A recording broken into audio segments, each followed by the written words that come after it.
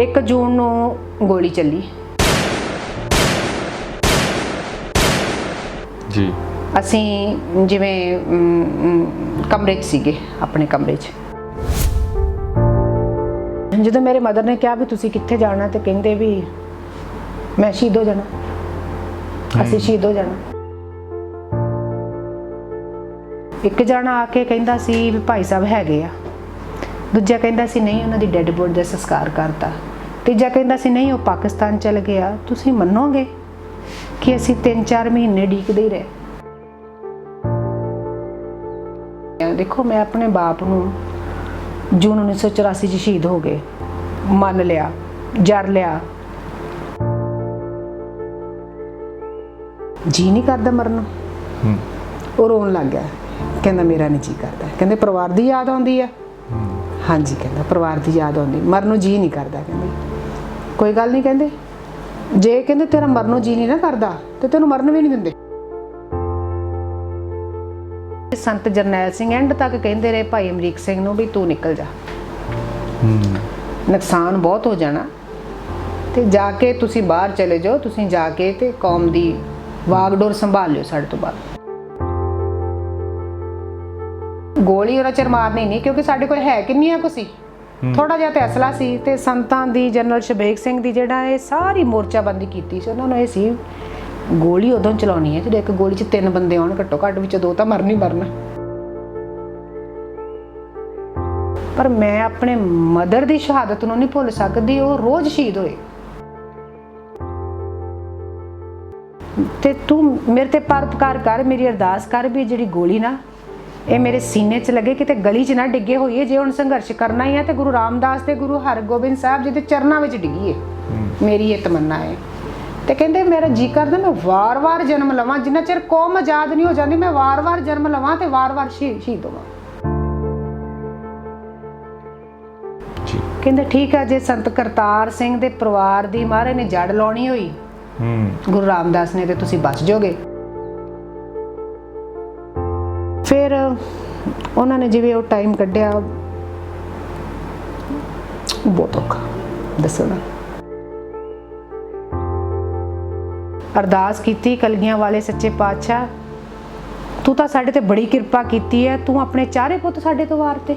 Emotional ਹੋ ਗਏ ਸੰਤ, ਕਹਿੰਦੇ ਇੰਨਾ ਪਰਉਪਕਾਰ ਤੇਰਾ, ਤੂੰ 4 ਬੱਚੇ ਸਾਡੇ ਤੋਂ ਵਾਰਤੇ। ਮੈਂ ਤਾਂ ਤੇਰਾ ਗਰੀਬ ਸਿੱਖ ਹਾਂ, ਮੈਂ ਤੇਰੀ ਬਰਾਬਰੀ ਤਾਂ ਨਹੀਂ ਕਰ ਸਕਦਾ, ਮੇਰਾ ਏਡਾ ਜੇਰਾ ਹੀ ਨਹੀਂ ਹੈਗਾ, ਮੇਰੇ 2 ਆ, ਪਰ ਮੇਰਾ ਤੂੰ ਇੱਕ ਕੌਮ ਦੇ ਲੇਖੇ ਲਾ। ਥੋੜਾ ਚਿਰ ਤਾਂ ਇਹੋ ਜਿਹੇ ਬਣਾਉਟੀ ਲੀਡਰਾਂ ਦਾ, ਜਿਹੜੇ ਆਪਣੀ ਕੌਮ ਨੂੰ ਠਿੱਪੀ ਲਾਉਣ ਵਾਲੇ ਗਦਾਰਾਂ ਦਾ, ਡੋਗਰਿਆਂ ਦਾ ਮੈਂ ਕਹੂੰਗੀ ਜਲਵਾ ਚੱਲਦਾ। ਪਰ ਕੁਝ ਸਮੇਂ ਬਾਅਦ ਗੁਰੂ ਸਾਹਿਬ ਕਲਾ ਹੀ ਐਸੀ ਵਰਤਾਉਂਦੇ ਆ। ਹੁਣ ਜਦੋਂ ਸਾਡੇ ਗੁਰੂ ਘਰਾਂ ਦੇ ਉੱਤੇ ਹਮਲਾ ਹੋ ਗਿਆ, ਸਾਡੀ ਵਿਚਾਰਧਾਰਾ ਤੇ ਸਾਡੇ ਗੁਰੂ ਨੂੰ ਹੀ ਉਹ ਬੂਟ ਪਾ ਕੇ ਪ੍ਰਕਰਮਾਂ ਵਿੱਚ ਕਮਾਂਡੋ ਆ ਗਈ, ਤੇ ਫਿਰ ਹੱਥ ਤੇ ਹੱਥ ਧਰ ਕੇ ਗੁਰੂ ਦਾ ਸਿੱਖ ਤਾਂ ਬੈਠ ਨਹੀਂ ਸਕਦਾ। ਚਿਣਗ ਓਨੀ ਹੈ, ਤੜਫ ਵੀ ਓਨੀ ਹੈ, ਪਿਆਰ ਵੀ ਗੁਰੂ ਸਾਹਿਬਾਂ ਨਾਲ ਉਹਨਾਂ, ਦਰਦ ਵੀ ਉਨਾ ਹੀ ਹੁੰਦਾ ਜਦੋਂ ਬੇਅਦਬੀਆਂ ਹੁੰਦੀਆਂ ਨੇ, ਦਰਦ ਵੀ ਉਨਾ ਹੀ ਹੁੰਦਾ ਹੈ। ਤੁਸੀਂ ਇਹ ਮੰਨਦੇ ਹੋ ਵੀ ਰਾਜਨੀਤੀ ਨੂੰ ਪਹਿਲ ਅਤੇ ਧਰਮ ਨੂੰ ਪਿੱਛੇ ਕਰ ਦਿੱਤਾ ਗਿਆ ਕੁਝ ਮੁੱਦਿਆਂ 'ਚ? ਬਿਲਕੁਲ। ਮੈਂ ਉਹਨਾਂ ਨੂੰ ਆਪਣਾ ਹੀ ਨਹੀਂ ਸਮਝਦੀ ਜਿਹੜੇ ਠਿੱਬੀ ਲਾਉਂਦਾ।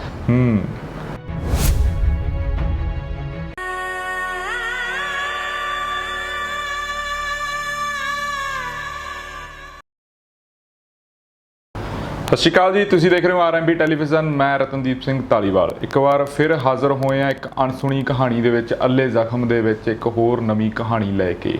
ਪਰ ਅੱਜ ਦੀ ਇਸ ਕਹਾਣੀ ਦੇ ਵਿੱਚ ਅਸੀਂ ਗੱਲਬਾਤ ਕਰਾਂਗੇ ਉਹ ਨੌਜਵਾਨਾਂ ਬਾਰੇ ਜਿਹੜੇ ਆਉਣ ਵਾਲਾ ਸਾਡਾ ਕੱਲ੍ਹ ਨੇ, ਖਾਸ ਕਰਕੇ ਉਸ ਮੁੱਦੇ ਬਾਰੇ, ਉਸ ਰਾਜਸੀ ਮੁੱਦੇ ਬਾਰੇ ਜਿਹੜਾ 47 ਤੋਂ ਲੈ ਕੇ ਹੁਣ ਤੱਕ ਉਹਨੇ ਕੀ ਰੂਪ ਧਾਰਨ ਕੀਤਾ, ਕਿਉਂ ਕੀਤਾ, ਤੇ ਉਹਨਾਂ ਪਾਰਟੀਆਂ ਬਾਰੇ ਵੀ ਗੱਲਬਾਤ ਹੋਊਗੀ ਜੋ ਖੇਤਰੀ ਪਾਰਟੀਆਂ ਪੰਜਾਬ ਦੀਆਂ, ਖਾਸ ਕਰਕੇ ਜਿਹੜੇ ਵੱਡੇ ਚਿਹਰੇ ਨੇ।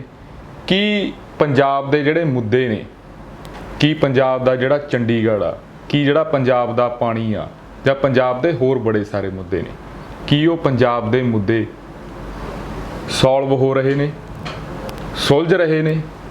ਜੇ ਨਹੀਂ ਸੁਲਝ ਰਹੇ ਤਾਂ ਵੱਡੇ ਕਾਰਨ ਕੀ ਰਹੇ? ਜੂਨ ਮਹੀਨਾ ਚੱਲ ਰਿਹਾ ਹੈਗਾ, ਜੂਨ ਦਾ ਪਹਿਲਾ ਹਫ਼ਤਾ ਹੈਗਾ, ਸ਼ਹੀਦਾਂ ਨੂੰ ਵੀ ਯਾਦ ਕਰਾਂਗੇ ਇਸ ਮੁਲਾਕਾਤ ਦੇ ਵਿੱਚ। ਇਸ ਮੁਲਾਕਾਤ ਦੇ ਵਿੱਚ ਸਾਡੇ ਨਾਲ ਜਿਹੜੇ ਅੱਜ ਸਾਡੇ ਮੁੱਖ ਮਹਿਮਾਨ ਨੇ ਉਹ ਨੇ ਭਾਈ ਅਮਰੀਕ ਸਿੰਘ ਦੇ ਸੁਪੁੱਤਰੀ ਬੀਬੀ ਸਤਵੰਤ ਕੌਰ। ਉਹਨਾਂ ਦੇ ਨਾਲ ਗੱਲਬਾਤ ਹੋਊਗੀ, ਜਿਹੜੇ ਇਸ ਟਾਈਮ ਅਸਿਸਟੈਂਟ ਡਾਇਰੈਕਟਰ ਨੇ SGPC ਜਿਹੜਾ ਐਜੂਕੇਸ਼ਨ ਡਿਪਾਰਟਮੈਂਟ ਚੱਲ ਰਿਹਾ। ਬੀਬੀ ਜੀ ਸਵਾਗਤ ਹੈ, ਵਾਹਿਗੁਰੂ ਜੀ ਕਾ ਖਾਲਸਾ ਵਾਹਿਗੁਰੂ ਜੀ ਕੀ ਫਤਿਹ। ਖਾਲਸਾ ਵਾਹਿਗੁਰੂ ਜੀ ਕੀ ਫਤਿਹ ਜੀ। ਫਤਿਹ ਜੀ ਬੀਬੀ ਜੀ, ਸਭ ਤੋਂ ਪਹਿਲਾਂ ਤਾਂ ਇੱਕ ਪੋਲੀਟੀਕਲ ਸਵਾਲ ਹੀ ਹੋਊਗਾ। ਪੋਲੀਟੀਕਲ ਤਸਵੀਰ ਤੁਸੀਂ ਬਚਪਨ ਤੋਂ ਦੇਖਦੇ ਆ ਰਹੇ ਹੋਵੋਗੇ, ਇੱਕ ਪਾਸੇ ਧਰਮ ਇੱਕ ਪਾਸੇ ਰਾਜਨੀਤੀ। ਕੀ ਸਮਝ ਰਹੇ ਹੋ ਇਸ ਟਾਈਮ ਜੋ ਹਾਲਾਤ ਬਣੇ ਨੇ? ਉਦੋਂ ਵੀ ਬੇਅਦਬੀ ਹੋਈ ਸੀ, 2015 ਦੇ ਵਿੱਚ ਵੀ ਹੁਣ ਬੇਅਦਬੀ ਹੋਈ ਆ। ਤੁਹਾਨੂੰ ਲੱਗਦਾਗਾ ਵੀ ਕੁਛ ਉੱਦਾਂ ਦਾ ਉੱਠੂਗਾ ਹੁਣ ਦੁਬਾਰਾ, ਕੌਮ ਜਾਗੂਗੀ? ਕਿਉਂਕਿ ਕੌਮੀ ਸਟੇਜ ਦੀ ਗੱਲ ਆਉਂਦੀ ਆ, ਚਾਹੇ ਰਾਜਸੀ ਸਟੇਜ ਦੀ ਗੱਲ ਆਉਂਦੀ ਆ, ਚਾਹੇ ਉਹ ਸਟੇਜਾਂ ਦੀ ਗੱਲ ਆਉਂਦੀ ਆ ਜਿਹੜੀਆਂ ਵੋਟਾਂ ਵੇਲੇ ਲੱਗਦੀਆਂ ਨੇ, ਉੱਥੇ 84 ਦੀ ਗੱਲ ਆਉਂਦੀ ਆ, ਇਨਸਾਫ ਦੀ ਗੱਲ ਆਉਂਦੀ ਆ, ਪਰ ਬੁੱਧੀਜੀਵੀ ਕਹਿੰਦੇ ਆ ਵੀ ਸਿੱਖ ਇਨਸਾਫ ਤਾਂ ਭੁੱਲ ਹੀ ਜਾਣ। ਕੀ ਸਮਝਦੇ ਹੋ? ਦੇਖੋ, ਬੜੀ ਸਪਸ਼ਟ ਜੀ ਗੱਲ ਹੈ ਕਿ ਜੂਨ 1984 ਤੋਂ ਲੈ ਕੇ ਹੁਣ ਤੱਕ ਬੜੇ ਉਤਰਾਅ ਚੜ੍ਹਾਅ ਆਏ ਆ, ਚਾਹੇ ਸਾਡੀ ਪੰਜਾਬ ਦੀ ਰਾਜਨੀਤੀ ਹੈ ਜਾਂ ਧਾਰਮਿਕ ਸਟੇਜਾਂ ਨੇ ਜਾਂ ਕੁਝ ਵੀ ਕਹਿ ਲਓ ਤੁਸੀਂ, ਸੰਪਰਦਾਵਾਂ ਦੇਖ ਲਓ, ਸਾਡੀਆਂ ਜਥੇਬੰਦੀਆਂ ਦੇਖ ਲਓ, ਢਾਂਚੇ ਵੀ ਬਦਲੇ ਆ, ਕਾਰਜਸ਼ੈਲੀਆਂ ਵੀ ਬਦਲੀਆਂ ਨੇ, ਕਾਰਜ ਵਿਧੀਆਂ ਵੀ ਬਦਲੀਆਂ ਨੇ ਜੀ, ਟੀਚੇ ਵੀ ਬਦਲੇ ਨੇ ਜੀ। ਸੋ ਇਹ ਗੱਲ ਤਾਂ ਕਹਿਣਾ ਠੀਕ ਨਹੀਂ ਹੋਵੇਗਾ ਕਿ ਕੌਮ ਦੇ ਵਿੱਚੋਂ ਚਿੰਗ ਜਿਹੜੀ ਹੈ ਖਤਮ ਹੋ ਗਈ ਹੈ, ਜਾਂ ਕੌਮ ਕਿਤੇ ਆਪਣੀਆਂ ਬੇਅਦਬੀਆਂ ਨੂੰ ਅਜ਼ਿਊਮ ਕਰ ਰਹੀ ਹੈ ਜਾਂ ਜਜ਼ਬ ਕਰ ਰਹੀ ਹੈ ਜਾਂ ਕੋਈ ਰਿਵਰਟ ਬੈਕ ਨਹੀਂ ਕਰ ਰਹੀ। ਕੌਮ ਦੇ ਯੂਥ ਵਿੱਚ, ਕੌਮ ਦੇ ਵਿੱਚ ਚਿੰਗ ਦੀ ਘਾਟ ਨਹੀਂ ਹੈ, ਜਜ਼ਬਾਤਾਂ ਦੀ ਘਾਟ ਨਹੀਂ ਹੈ। ਅੱਜ ਵੀ ਸਾਡੀ ਕੌਮ ਦੇ ਜਿਹੜੇ ਅਕੀਦੇ ਨੇ ਉਹ ਪਹਿਲਾਂ ਵਾਂਗੂ ਹੀ ਬੁਲੰਦ ਨੇ।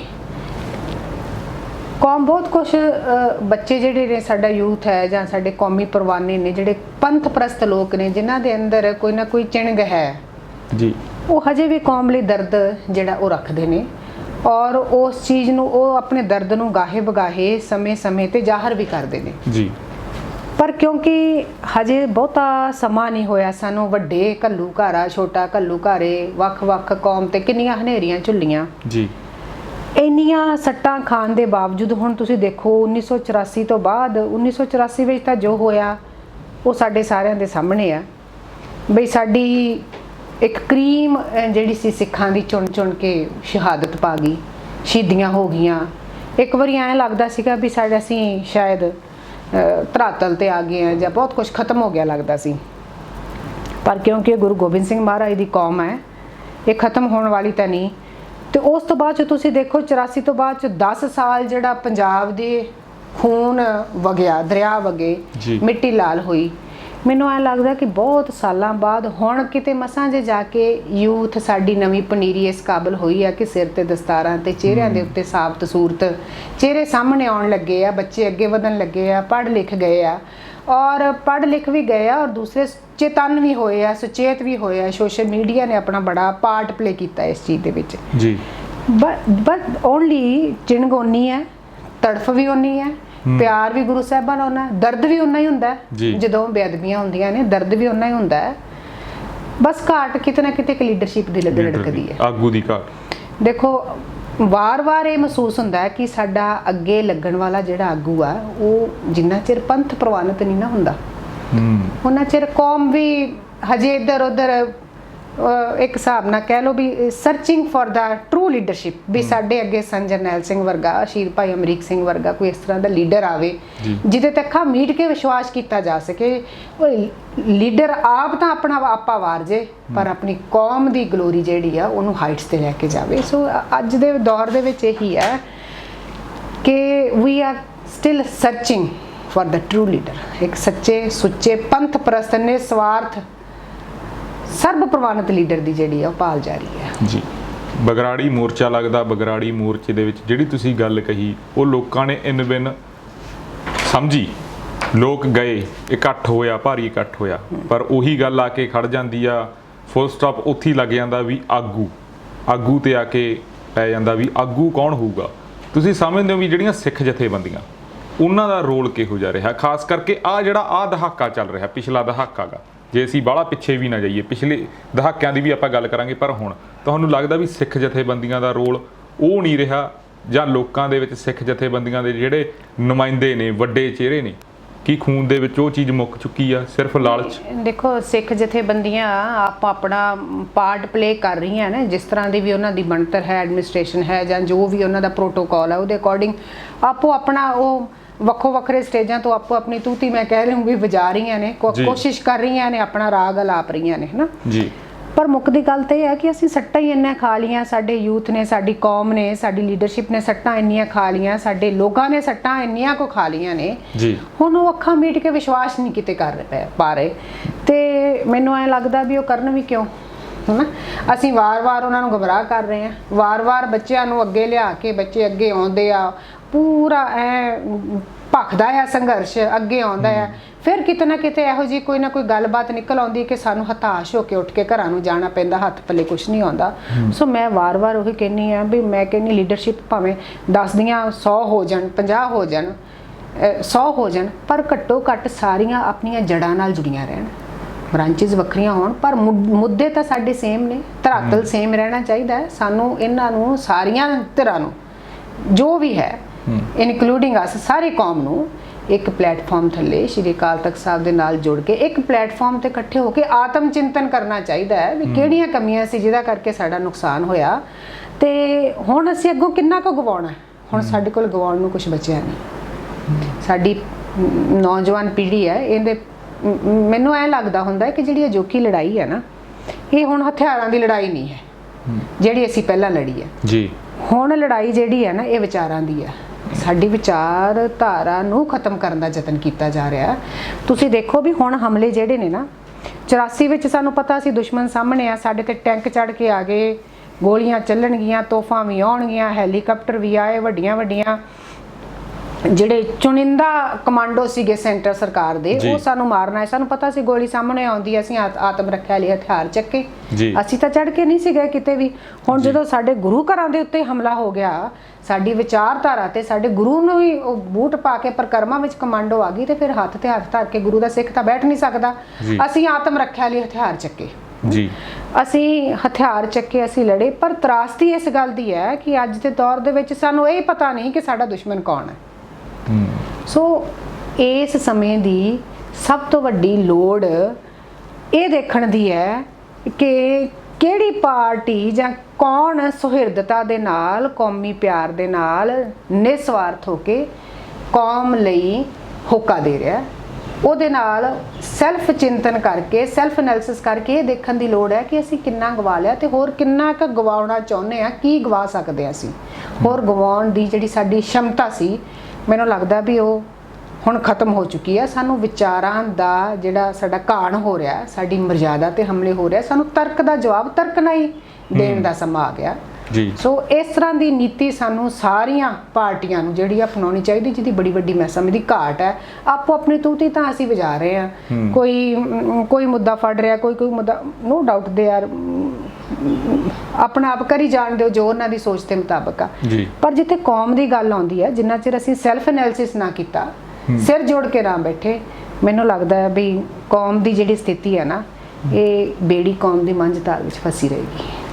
ਤੁਸੀਂ ਸੋਚਦੇ ਹੋਵੋਗੇ ਇਕੱਲੇ ਬੈਠ ਕੇ ਵੀ 24 ਘੰਟੇ ਸੋਚਦੇ ਹੋਵੋਗੇ, ਤੁਸੀਂ ਕੀ ਸੋਚਿਆ ਵੀ ਕੌਣ ਤੱਕੜੀ ਦੇ ਵਿੱਚ ਸਹੀ ਬੈਠੂਗਾ, ਕਿਹੜੀ ਪਾਰਟੀ ਹੋਊ, ਕਿਹੜਾ ਕੌਮੀ ਚਿਹਰਾ ਹੋਊ? ਕਦੇ ਸੋਚਿਆ ਕੋਈ ਹੈਗਾ, ਦਿਖਦਾ ਇਹ ਜਿਹਾ? ਦੇਖੋ, ਇਹ ਮੇਰੇ ਤਾਂ ਕੱਲੀ ਸੋਚਣ ਦਾ ਇਹ ਰਿਜ਼ਲਟ ਨਹੀਂ ਨਿਕਲਣ ਵਾਲਾ ਕਿ ਮੈਂ ਕਹਿ ਦਿਆਂ ਕਿ ਫਲਾਨਾ ਬੰਦਾ ਠੀਕ ਹੈ। ਉਹ ਮੇਰੇ ਨਿੱਜੀ ਵਿਚਾਰ ਤਾਂ ਹੋ ਸਕਦੇ ਆ, ਇਹ ਤਾਂ ਕੌਮੀ ਮੁੱਦਾ ਹੈ, ਇਹ ਤਾਂ ਕੌਮ ਹੀ ਆਪਣਾ ਲੀਡਰ ਜਿਹੜਾ ਉਹ ਤੈਅ ਕਰਦੀ ਹੁੰਦੀ ਹੈ। ਔਰ ਬੜੀਆਂ ਸਦੀਆਂ ਤੋਂ ਦੇਖੋ, ਮਹਾਰਾਜਾ ਰਣਜੀਤ ਸਿੰਘ ਨੇ ਕੌਮ ਦਾ ਰਾਜ ਭਾਗ ਬਣਾਇਆ ਸੀ ਜੀ। ਉਹ ਇੱਕ ਸਾਡੇ ਕੌਮ ਨੂੰ ਇੱਕ ਆਪਣਾ ਘਰ ਬਣਾ ਕੇ ਦੇ ਗਏ ਸੀ। ਸਾਡਾ ਆਪਣਾ ਸਿੱਖਾਂ ਦਾ ਇੱਕ ਘਰ ਸੀ, ਆਪਣਾ ਰਾਜ ਭਾਗ ਸੀ। ਉਸ ਤੋਂ ਬਾਅਦ ਵਿੱਚ ਉਸ ਕਿੰਨਾ ਚਿਰ ਕੌਮ ਲੀਡਰਲੈਸ ਹੋਈ ਰਹੀ, ਕਿੰਨਾ ਚਿਰ ਕੌਮ ਲੀਡਰਲੈਸ ਹੋਈ ਰਹੀ। ਸੰਤ ਜਰਨੈਲ ਸਿੰਘ ਖਾਲਸਾ ਨੇ, ਦਮਦਮੀ ਟਕਸਾਲ ਨੇ, ਆਲ ਇੰਡੀਆ ਸਿੱਖ ਸਟੂਡੈਂਟ ਫੈਡਰੇਸ਼ਨ ਨੇ ਜੀ ਸੰਘਰਸ਼ ਕਰਦੇ ਕਰਦੇ 84 ਦੇ ਵਿੱਚ ਕੌਮ ਨੂੰ ਇਹੋ ਜਿਹੀ ਲੀਡਰਸ਼ਿਪ ਦਿੱਤੀ ਜੀ ਕਿ ਕੌਮ ਬੁਲੰਦੀਆਂ ਤੇ ਪਹੁੰਚ ਗਈ ਵਰਲਡ ਲੈਵਲ ਤੇ। ਮੈਨੂੰ ਲੱਗਦਾ ਹੈ ਕਿ ਜੂਨ 1984 ਇਹ ਤੱਕ ਤੇ ਉਸ ਤੋਂ ਬਾਅਦ 'ਚ ਜਿਹੜਾ ਸਿੰਘਾਂ ਨੇ ਸੰਘਰਸ਼ ਜਾਰੀ ਰੱਖਿਆ ਹੈ ਨਾ, ਇਸ ਚੀਜ਼ ਨਾਲ ਜਿਹੜੀ ਕੌਮ ਦਾ ਹੀ ਸਾਡੀ ਸ਼ਹਾਦਤ ਦੇਣ ਦੀ ਜਿਹੜੀ ਪਰੰਪਰਾ ਸੀ ਉਹ ਦੁਹਰਾਈ ਗਈ। ਉਹ ਇਤਿਹਾਸ ਅਸੀਂ ਲਾਈਵ ਆਪਣੀ ਅੱਖਾਂ ਦੇ ਸਾਹਮਣੇ ਦੇਖਿਆ। ਉਸ ਨਾਲ ਕੌਮ ਦਾ ਗ੍ਰਾਫ ਹੋਰ ਵੀ ਵੱਡਾ ਹੋਇਆ ਤੇ ਲੋਕਾਂ ਨੇ ਆਪ ਮੁਹਾਰੇ ਉਹਨਾਂ ਨੂੰ ਲੀਡਰ ਮੰਨਿਆ, ਨਾ ਕਿ ਮੇਰੇ ਜਾਂ ਤੁਹਾਡੇ ਕਹਿਣ ਤੇ ਕਿ ਆਹ ਬੰਦਾ ਚੰਗਾ। ਵੀ ਆਰ ਨਾਟ ਹੈਵਿੰਗ, ਸਾਡੇ ਕੋਲ ਉਹ ਇਸ ਤਰ੍ਹਾਂ ਦਾ ਪੈਮਾਨਾ ਨਹੀਂ ਹੈ ਵੀ ਅਸੀਂ ਕਿਸੇ ਨਾਲ ਲਾ ਕੇ ਅਸੀਂ ਟੈਸਟ ਕਰ ਲਈਏ ਤੇ ਅਸੀਂ ਕਹਿ ਦਈਏ ਵੀ ਆਹ ਲੀਡਰ ਜਿਹੜਾ ਹੈ ਇਹਨੂੰ ਕੌਮ ਅਪਣਾ ਲੇ, ਤੇ ਨਾ ਹੀ ਕਿਸੇ ਦੇ ਕਹੇ ਤੇ ਕਦੀ ਕੌਮਾਂ ਇਸ ਲੀਡਰ ਅਪਣਾਉਂਦੀਆਂ ਨੇ। ਇਹ ਆਟੋਮੈਟਿਕਲੀ ਜਿਹਦੇ ਤੇ ਗੁਰੂ ਸਾਹਿਬ ਦੀ ਬਖਸ਼ਿਸ਼ ਹੋਏਗੀ, ਜਦੋਂ ਗੁਰੂ ਮਹਾਰਾਜ ਨੇ ਜਿਹਦੀ ਡਿਊਟੀ ਲਾ ਕੇ ਭੇਜਣੀ ਹੋਈ ਨਾ ਕੌਮ, ਦੇਖੋ ਇਹ ਕੌਮ ਕਿਸੇ ਬੰਦੇ ਦੀ ਬਣਾਈ ਹੋਈ ਨਹੀਂ ਹੈ ਜੀ, ਇਹ ਗੁਰੂ ਗੋਬਿੰਦ ਸਿੰਘ ਦੀ ਸਿਰਜੀ ਹੋਈ ਕੌਮ ਹੈ ਤੇ ਇਹਦਾ ਲੀਡਰ ਵੀ ਗੁਰੂ ਮਹਾਰਾਜ ਹੀ ਤੈਅ ਕਰਨਗੇ, ਕੋਈ ਬੰਦਾ ਨਹੀਂ ਤੈਅ ਕਰ ਸਕਦਾ ਜੀ। ਦਿੱਲੀ ਤੋਂ ਇਨਸਾਫ ਮੰਗਦੇ ਆ ਪਰ ਆਪਣਿਆਂ ਤੋਂ ਇਨਸਾਫ ਨਹੀਂ ਮੰਗਦੇ। ਪਰ ਹੁਣ ਜੇ ਅਸੀਂ ਮੌਜੂਦਾ ਦੌਰ ਦੀ ਗੱਲ ਕਰਦੇ ਹਾਂ, ਮੌਜੂਦਾ ਦੌਰ ਦੇ ਵਿੱਚ ਕੁਝ ਫਰਕ ਪਿਆ। ਜਿਵੇਂ ਤੁਸੀਂ ਇੱਕ ਗੱਲ ਕੀਤੀ ਹੈ ਵੀ ਨੌਜਵਾਨ ਪੱਗਾਂ ਵਾਲੇ ਜ਼ਰੂਰ ਦਸਤਾਰਾਂ ਵਾਲੇ ਸਾਨੂੰ ਦਿਖਣ ਲੱਗ ਗਏ ਆ, ਹੋਰ ਬੜੀਆਂ ਗੱਲਾਂ ਸੋਸ਼ਲ ਮੀਡੀਆ ਦੇ ਤੁਸੀਂ ਰੋਲ ਦੀ ਗੱਲ ਕੀਤੀ ਆ। ਜਿਹੜਾ ਇਹ ਆਪਣਿਆਂ ਤੋਂ ਇਨਸਾਫ ਆ, ਜਿਹੜੇ ਆਪਣੇ ਹੀ ਠਿੱਬੀ ਲਾਈ ਜਾਂਦੇ ਆ, ਉਹ ਵੀ ਪਿਛਲੇ 4-5 ਦਹਾਕਿਆਂ ਤੋਂ, ਉਹਨਾਂ ਬਾਰੇ ਕੀ ਕਹਿਣਾ ਚਾਹੋਗੇ? ਪਹਿਲੀ ਗੱਲ ਤਾਂ ਇਹ ਹੈ ਬਈ ਮੈਂ ਉਹਨਾਂ ਨੂੰ ਆਪਣਾ ਹੀ ਨਹੀਂ ਸਮਝਦੀ ਜਿਹੜਾ ਠਿੱਬੀ ਲਾਉਂਦਾ। ਕੌਮ, ਸਾਡੀ ਕੌਮ ਇਮੋਸ਼ਨਲ ਜ਼ਰੂਰ ਹੈ ਜੀ ਪਰ ਮੂਰਖ ਨਹੀਂ ਹੈ। ਸਾਡੀ ਕੌਮ 'ਚ ਬੜੇ ਸਿਆਣੇ ਬੱਚੇ ਪੜ੍ਹੇ ਲਿਖੇ ਨੇ, ਬੜੇ ਉਤਰਾ ਚੜਾ ਵੇਖਣ ਵਾਲੇ ਵਿਦਵਾਨ ਵੀ ਬੈਠੇ ਨੇ, ਬੜੇ ਹੰਢਾਏ ਹੋਏ ਹੰਢੇ ਹੋਏ ਸਰੀਰ ਵੀ ਬੈਠੇ ਨੇ। ਥੋੜਾ ਟਾਈਮ ਤਾਂ ਇਹੋ ਜਿਹੇ ਲੋਕਾਂ ਦਾ ਜਿਹੜਾ ਹੈ ਨਾ ਉਹ ਜਲਵਾ ਚੱਲ ਸਕਦਾ, ਥੋੜਾ ਟਾਈਮ ਤਾਂ ਉਹਨਾਂ ਦੀ ਗੁੱਡੀ ਚੜ੍ਹਦੀ ਆ ਪਰ ਇਨ ਦੀ ਐਂਡ ਗੁਰੂ ਸਾਹਿਬ ਚੁਣ ਵੱਖ ਕੱਢੇ ਜਜਮਾਲਿਆ ਹੈ ਨਾ, ਉੱਥੇ ਸੱਚੇ ਹੀ ਸੱਚ ਨਿਬੜਿਆ, ਚੁਣ ਵੱਖ ਕੱਢੇ ਜਜਮਾਲਿਆ ਦੇ ਨਾਲ ਗੁਰੂ ਸਾਹਿਬ, ਕਿਉਂਕਿ ਮੈਂ ਤਾਂ ਪਹਿਲਾਂ ਹੀ ਕਿਹਾ ਕਿ ਇਹ ਜਿਹੜੀ ਕੌਮ ਹੈ ਨਾ ਇਹ ਗੁਰੂ ਗੋਬਿੰਦ ਸਿੰਘ ਮਹਾਰਾਜ ਨੇ ਚਲਾਈ ਹੈ, ਕਿਸੇ ਬੰਦੇ ਦੀ ਪੈਦਾ ਕੀਤੀ ਨਹੀਂ ਹੋਈ ਹੈ, ਨਹੀਂ ਹੈ। ਇਸ ਕਰਕੇ ਥੋੜਾ ਚਿਰ ਤਾਂ ਇਹੋ ਜਿਹੇ ਬਣਾਉਟੀ ਲੀਡਰਾਂ ਦਾ, ਜਿਹੜੇ ਆਪਣੀ ਕੌਮ ਨੂੰ ਠਿੱਬੀ ਲਾਉਣ ਵਾਲੇ ਗਦਾਰਾਂ ਦਾ, ਡੋਗਰਿਆਂ ਦਾ ਮੈਂ ਕਹੂੰਗੀ ਜਲਵਾ ਚੱਲਦਾ। ਪਰ ਕੁਝ ਸਮੇਂ ਬਾਅਦ ਗੁਰੂ ਸਾਹਿਬ ਕਲਾ ਹੀ ਐਸੀ ਵਰਤਾਉਂਦੇ ਆ ਵੀ ਕੌਮ ਦੇ ਸਾਹਮਣੇ ਉਹਨਾਂ ਦਾ ਚਿਹਰਾ ਜਿਹੜਾ ਬੜਾ ਸਪਸ਼ਟ ਹੋ ਜਾਂਦਾ, ਕਿਸੇ ਨੂੰ ਕਹਿਣ ਦੀ ਲੋੜ ਹੀ ਨਹੀਂ ਪੈਂਦੀ ਤੇ ਆਪਣੇ ਆਪ ਹੀ ਹਾਸ਼ੀਏ ਤੇ ਕੌਮ ਉਹਨਾਂ ਨੂੰ ਧੱਕ ਦਿੰਦੀ ਹੈ। ਅੱਜ ਕੱਲ੍ਹ ਦਾ ਯੂਥ, ਅੱਜ ਕੱਲ੍ਹ ਦੇ ਜਿਹੜੇ ਬੱਚੇ ਨੇ ਪੜ੍ਹੇ ਲਿਖੇ ਬੜੇ ਸੁਹਿਰਦ ਨੇ, ਉਹ ਹੁਣ ਇੱਕ ਦੂਜੇ ਜਾਂ ਮੇਰੇ ਤੇਰੇ ਤੁਹਾਡੇ ਕਹਿਣ ਦੇ ਵਿੱਚ ਉਹ ਪਹਿਲੀਆਂ ਗੱਲਾਂ ਗਈਆਂ ਕਿ ਇੱਕ ਲੀਡਰ ਨੇ ਸਪੀਚ ਕੀਤੀ ਤੇ ਸਾਰੇ ਦਾ ਸਾਰਾ ਹਜੂਮ ਮਗਰ ਤੁਰ ਪਿਆ। ਅੱਜ ਕੱਲ੍ਹ ਤਾਂ ਬੱਚੇ ਜੇ ਕਿਸੇ ਨੇ ਬੋਲਿਆ ਤਾਂ ਉਹਦੀਆਂ 1 ਮਿੰਟ ਵਿੱਚ ਨੈਟ ਤੋਂ ਦੇਖਦੇ ਆ ਵੀ ਇਹਨੇ ਪਹਿਲਾਂ ਕੀ ਕਿਹਾ ਸੀ, ਹੁਣ ਕੀ ਕਿਹਾ ਸੀ, why he is changing his quotation ਹੈ ਨਾ, ਆਲ ਥੀਸ ਥਿੰਗਸ। ਤੇ ਹੁਣ ਅੱਜ ਕੱਲ੍ਹ ਦੇ ਯੂਥ ਨੂੰ ਵਰਗਲਾ ਕੇ ਧੋਖਾ ਦੇਣਾ ਮੈਂ ਸਮਝਦੀ ਹਾਂ ਵੀ ਬਹੁਤ ਔਖਾ। ਇਸ ਕਰਕੇ ਇਹ ਤਾਂ ਹੀ ਤਾਂ ਹਾਲੇ ਸਾਡੀ ਜਿਹੜੀ ਉਹ ਹਾਈਟਸ ਆਫ ਲੀਡਰਸ਼ਿਪ ਜੋ ਸੰਤਾਂ ਨੇ ਤੈਅ ਕੀਤੀ ਸੀ, ਜੋ ਭਾਈ ਅਮਰੀਕ ਸਿੰਘ ਉਹਨੇ ਤੈਅ ਕਰ ਗਏ ਸੀ, ਉਹਦੇ ਵਿੱਚ ਹਾਲੇ ਕੋਈ ਫਿੱਟ ਨਹੀਂ ਆ ਸਕਿਆ ਕਿਉਂਕਿ ਕੌਮ ਹਾਲੇ ਕਿਸੇ ਨੂੰ, ਵੇਖੋ ਆਪੂ ਬਣੀ ਲੀਡਰ ਤਾਂ ਮੇਰੇ ਵਰਗੇ ਕਈ ਹੋ ਸਕਦੇ ਆ ਜੀ, ਚੰਗੇ ਵੀ ਹੋਣਗੇ ਆਪਣੇ ਆਪਣੇ ਹਿਸਾਬ ਨਾਲ, ਜਿੰਨੀ ਕੁ ਬੁੱਧੀ ਉਹਨਾਂ ਨੂੰ ਗੁਰੂ ਮਹਾਰਾਜ ਨੇ ਬਖਸ਼ੀ ਹੈ ਜਾਂ ਜਿੰਨਾ ਕੁ ਉਹਨਾਂ ਦਾ ਤਪ ਤੇਜ ਹੈ ਜਾਂ ਜਿੰਨਾ ਉਹਨਾਂ ਦਾ ਤਜਰਬਾ ਹੈ ਉਹ ਵਧੀਆ ਹੀ ਕਰਦੇ ਹੋਣਗੇ। ਪਰ ਪੰਥ ਪ੍ਰਵਾਨਿਤ ਲੀਡਰ ਉਦੋਂ ਹੀ ਆਏਗਾ ਉਹ ਹੀ ਹੋਏਗਾ ਜਿਸ ਨੂੰ ਕੌਮ ਆਪਣੀ ਅੱਖਾਂ ਤੇ ਚੁੱਕੇਗੀ, ਜਿਹਦੇ ਮਗਰ ਆਪ ਮੁਹਾਰੇ, ਜਿਹਨੂੰ ਬੁਲਾਉਣ ਦੀ ਲੋੜ ਨਹੀਂ ਪਏਗੀ, ਉਹਦੇ ਇੱਕ ਹੋ ਕੇ ਤੇ ਸੰਗਤ ਭੱਜੀ ਆਏਗੀ, ਉਹੀ ਪੰਥ ਪ੍ਰਵਾਨਿਤ ਗੁਰੂ ਸਾਹਿਬ ਭੇਜਣਗੇ ਜੀ। ਐਸੀ ਗੱਲ ਨਹੀਂ ਹੈ, ਕੌਮ ਦੀ ਬਾਂਹ ਜ਼ਰੂਰ ਕਿਸੇ ਦਾ ਕਿਸੇ ਹੱਥ ਵਿੱਚ ਫੜਾਉਣਗੇ ਜੀ। ਤੁਸੀਂ ਵੀ SGPC 'ਚ ਜੌਬ ਕਰਦੇ ਹੋ, SGPC ਦਾ ਕੀ ਰੋਲ ਦੇਖਦੇ ਹੋ? ਕਿਉਂਕਿ ਜੇ ਹੁਣ ਇੱਕ ਇਹ ਵੀ ਗੱਲ ਉੱਠਦੀ ਹੈ, ਇਹਦੇ ਤੋਂ ਵੀ ਕੋਈ ਅਤਕਥਨੀ ਨਹੀਂ, ਖਾਸ ਕਰਕੇ ਜੇ ਸਾਡੇ ਮਾਲਵੇ ਦੀ ਗੱਲ ਅਸੀਂ ਕਰਦੇ ਹਾਂ, ਉੱਥੇ ਵੀ ਇਹ ਗੱਲ ਜ਼ਰੂਰ ਉੱਠਦੀ ਆ ਵੀ SGPC ਨੂੰ ਲੈ ਕੇ ਲੋਕ ਸੱਥਾਂ ਦੇ ਵਿੱਚ ਕਿੰਤੂ ਪ੍ਰੰਤੂ ਕਰਦੇ ਆ, ਪ੍ਰਸ਼ਨ ਕਰਦੇ ਆ। ਤੁਸੀਂ ਕੀ ਸਮਝਦੇ ਹੋ, ਕਿਹੋ ਜਿਹਾ ਰੋਲ ਰਿਹਾ ਪਹਿਲਾਂ, ਖਾਸ ਕਰਕੇ 80-88 ਦੀ ਗੱਲ ਆਉਂਦੀ ਆ, ਉਹ ਟਾਈਮ ਦੀ ਗੱਲ ਆਉਂਦੀ ਹੈ, ਜਾਂ 92-93 ਦੀ ਗੱਲ ਆਉਂਦੀ ਹੈ, ਤੇ ਹੁਣ ਮੌਜੂਦਾ ਮਾਫੀ ਦਿੱਤੀ ਜਾਂਦੀ ਆ, ਉਸ ਤੋਂ ਬਾਅਦ ਹੋਰ ਬੜਾ ਕੁਝ ਹੁੰਦਾ, ਤੁਹਾਨੂੰ ਪਤਾ ਨਹੀਂ। ਦੇਖੋ ਜਿਹੜੀ ਮਾਫੀ ਦੇਣਾ ਨਾ ਇਹ ਕੌਮੀ ਮੁੱਦਾ ਹੈ, ਇਹ ਤਾਂ ਸ਼੍ਰੀ ਅਕਾਲ ਤਖਤ ਸਾਹਿਬ ਦੀ ਮਾਣ ਮਰਜ਼ਾਦਾ ਨਾਲ, ਅਕਾਲ ਤਖਤ ਸਾਹਿਬ ਦੇ ਜਥੇਦਾਰ ਨਾਲ ਜੁੜਿਆ ਹੋਇਆ। ਮੈਨੂੰ ਲੱਗਦਾ ਵੀ ਇਹ ਦੁਖਦਾਇਕ ਆ, ਇਹ ਤੇ ਟਿੱਪਣੀ ਕਰਨੀ ਬਹੁਤੀ ਵਾਜਬ ਨਹੀਂ। ਹਾਂ, ਜਿਹੜੀ ਸ਼੍ਰੋਮਣੀ ਗੁਰਦੁਆਰਾ ਪ੍ਰਬੰਧਕ ਕਮੇਟੀ ਦੀ ਗੱਲ ਹੈ ਜੀ, ਦੁਖਦਾਇਕ ਮੈਂ ਇਸ ਕਰਕੇ ਕਿਹਾ ਕਿਉਂਕਿ ਸਾਨੂੰ ਅੰਤਮ ਜਿਹੜੀ ਸਾਡਾ ਪਲੇਟਫਾਰਮ ਆ, ਸਰਵਉੱਚ ਜਿਹਨੂੰ ਅਸੀਂ ਕਹਿ ਲਈਏ, ਉਹ ਸਿੱਖਾਂ ਦਾ, ਹਰੇਕ ਸਿੱਖ ਦਾ ਸ਼੍ਰੀ ਅਕਾਲ ਤਖਤ ਸਾਹਿਬ ਆ ਜੀ। ਸਾਡੀ ਮਾਣ ਮਰਿਆਦਾ, ਸਾਡੀ ਵਿਲੱਖਣਤਾ, ਸਾਡੀ ਹੋਂਦ ਸ਼੍ਰੀ ਅਕਾਲ ਤਖਤ ਸਾਹਿਬ ਨਾਲ ਜੁੜੀ ਹੈ, ਹਰ ਸਿੱਖ ਦੀ ਜੁੜੀ ਆ ਔਰ ਜੁੜੀ ਰਹਿਣੀ ਵੀ ਚਾਹੀਦੀ ਹੈ। ਤੇ ਸ਼੍ਰੀ ਅਕਾਲ ਤਖਤ ਸਾਹਿਬ ਵੱਲੋਂ ਜਿਹੜਾ ਦੇ ਦੇਣੀ ਸਟੇਟਮੈਂਟ, ਇਹ ਇੱਕ ਕੌਮੀ ਮੁੱਦਾ ਹੈ ਤੇ ਕੌਮ ਦੇ ਪਿੜ ਵਿੱਚ ਹੀ ਵਿਚਾਰਿਆ ਜਾਣਾ ਚਾਹੀਦਾ। ਕੌਮ ਹੀ ਇਹਦਾ ਜਵਾਬ ਦਿੰਦੀ ਵੀ ਹੈ ਤੇ ਦਿੱਤਾ ਵੀ ਹੈ ਕੌਮ ਨੇ।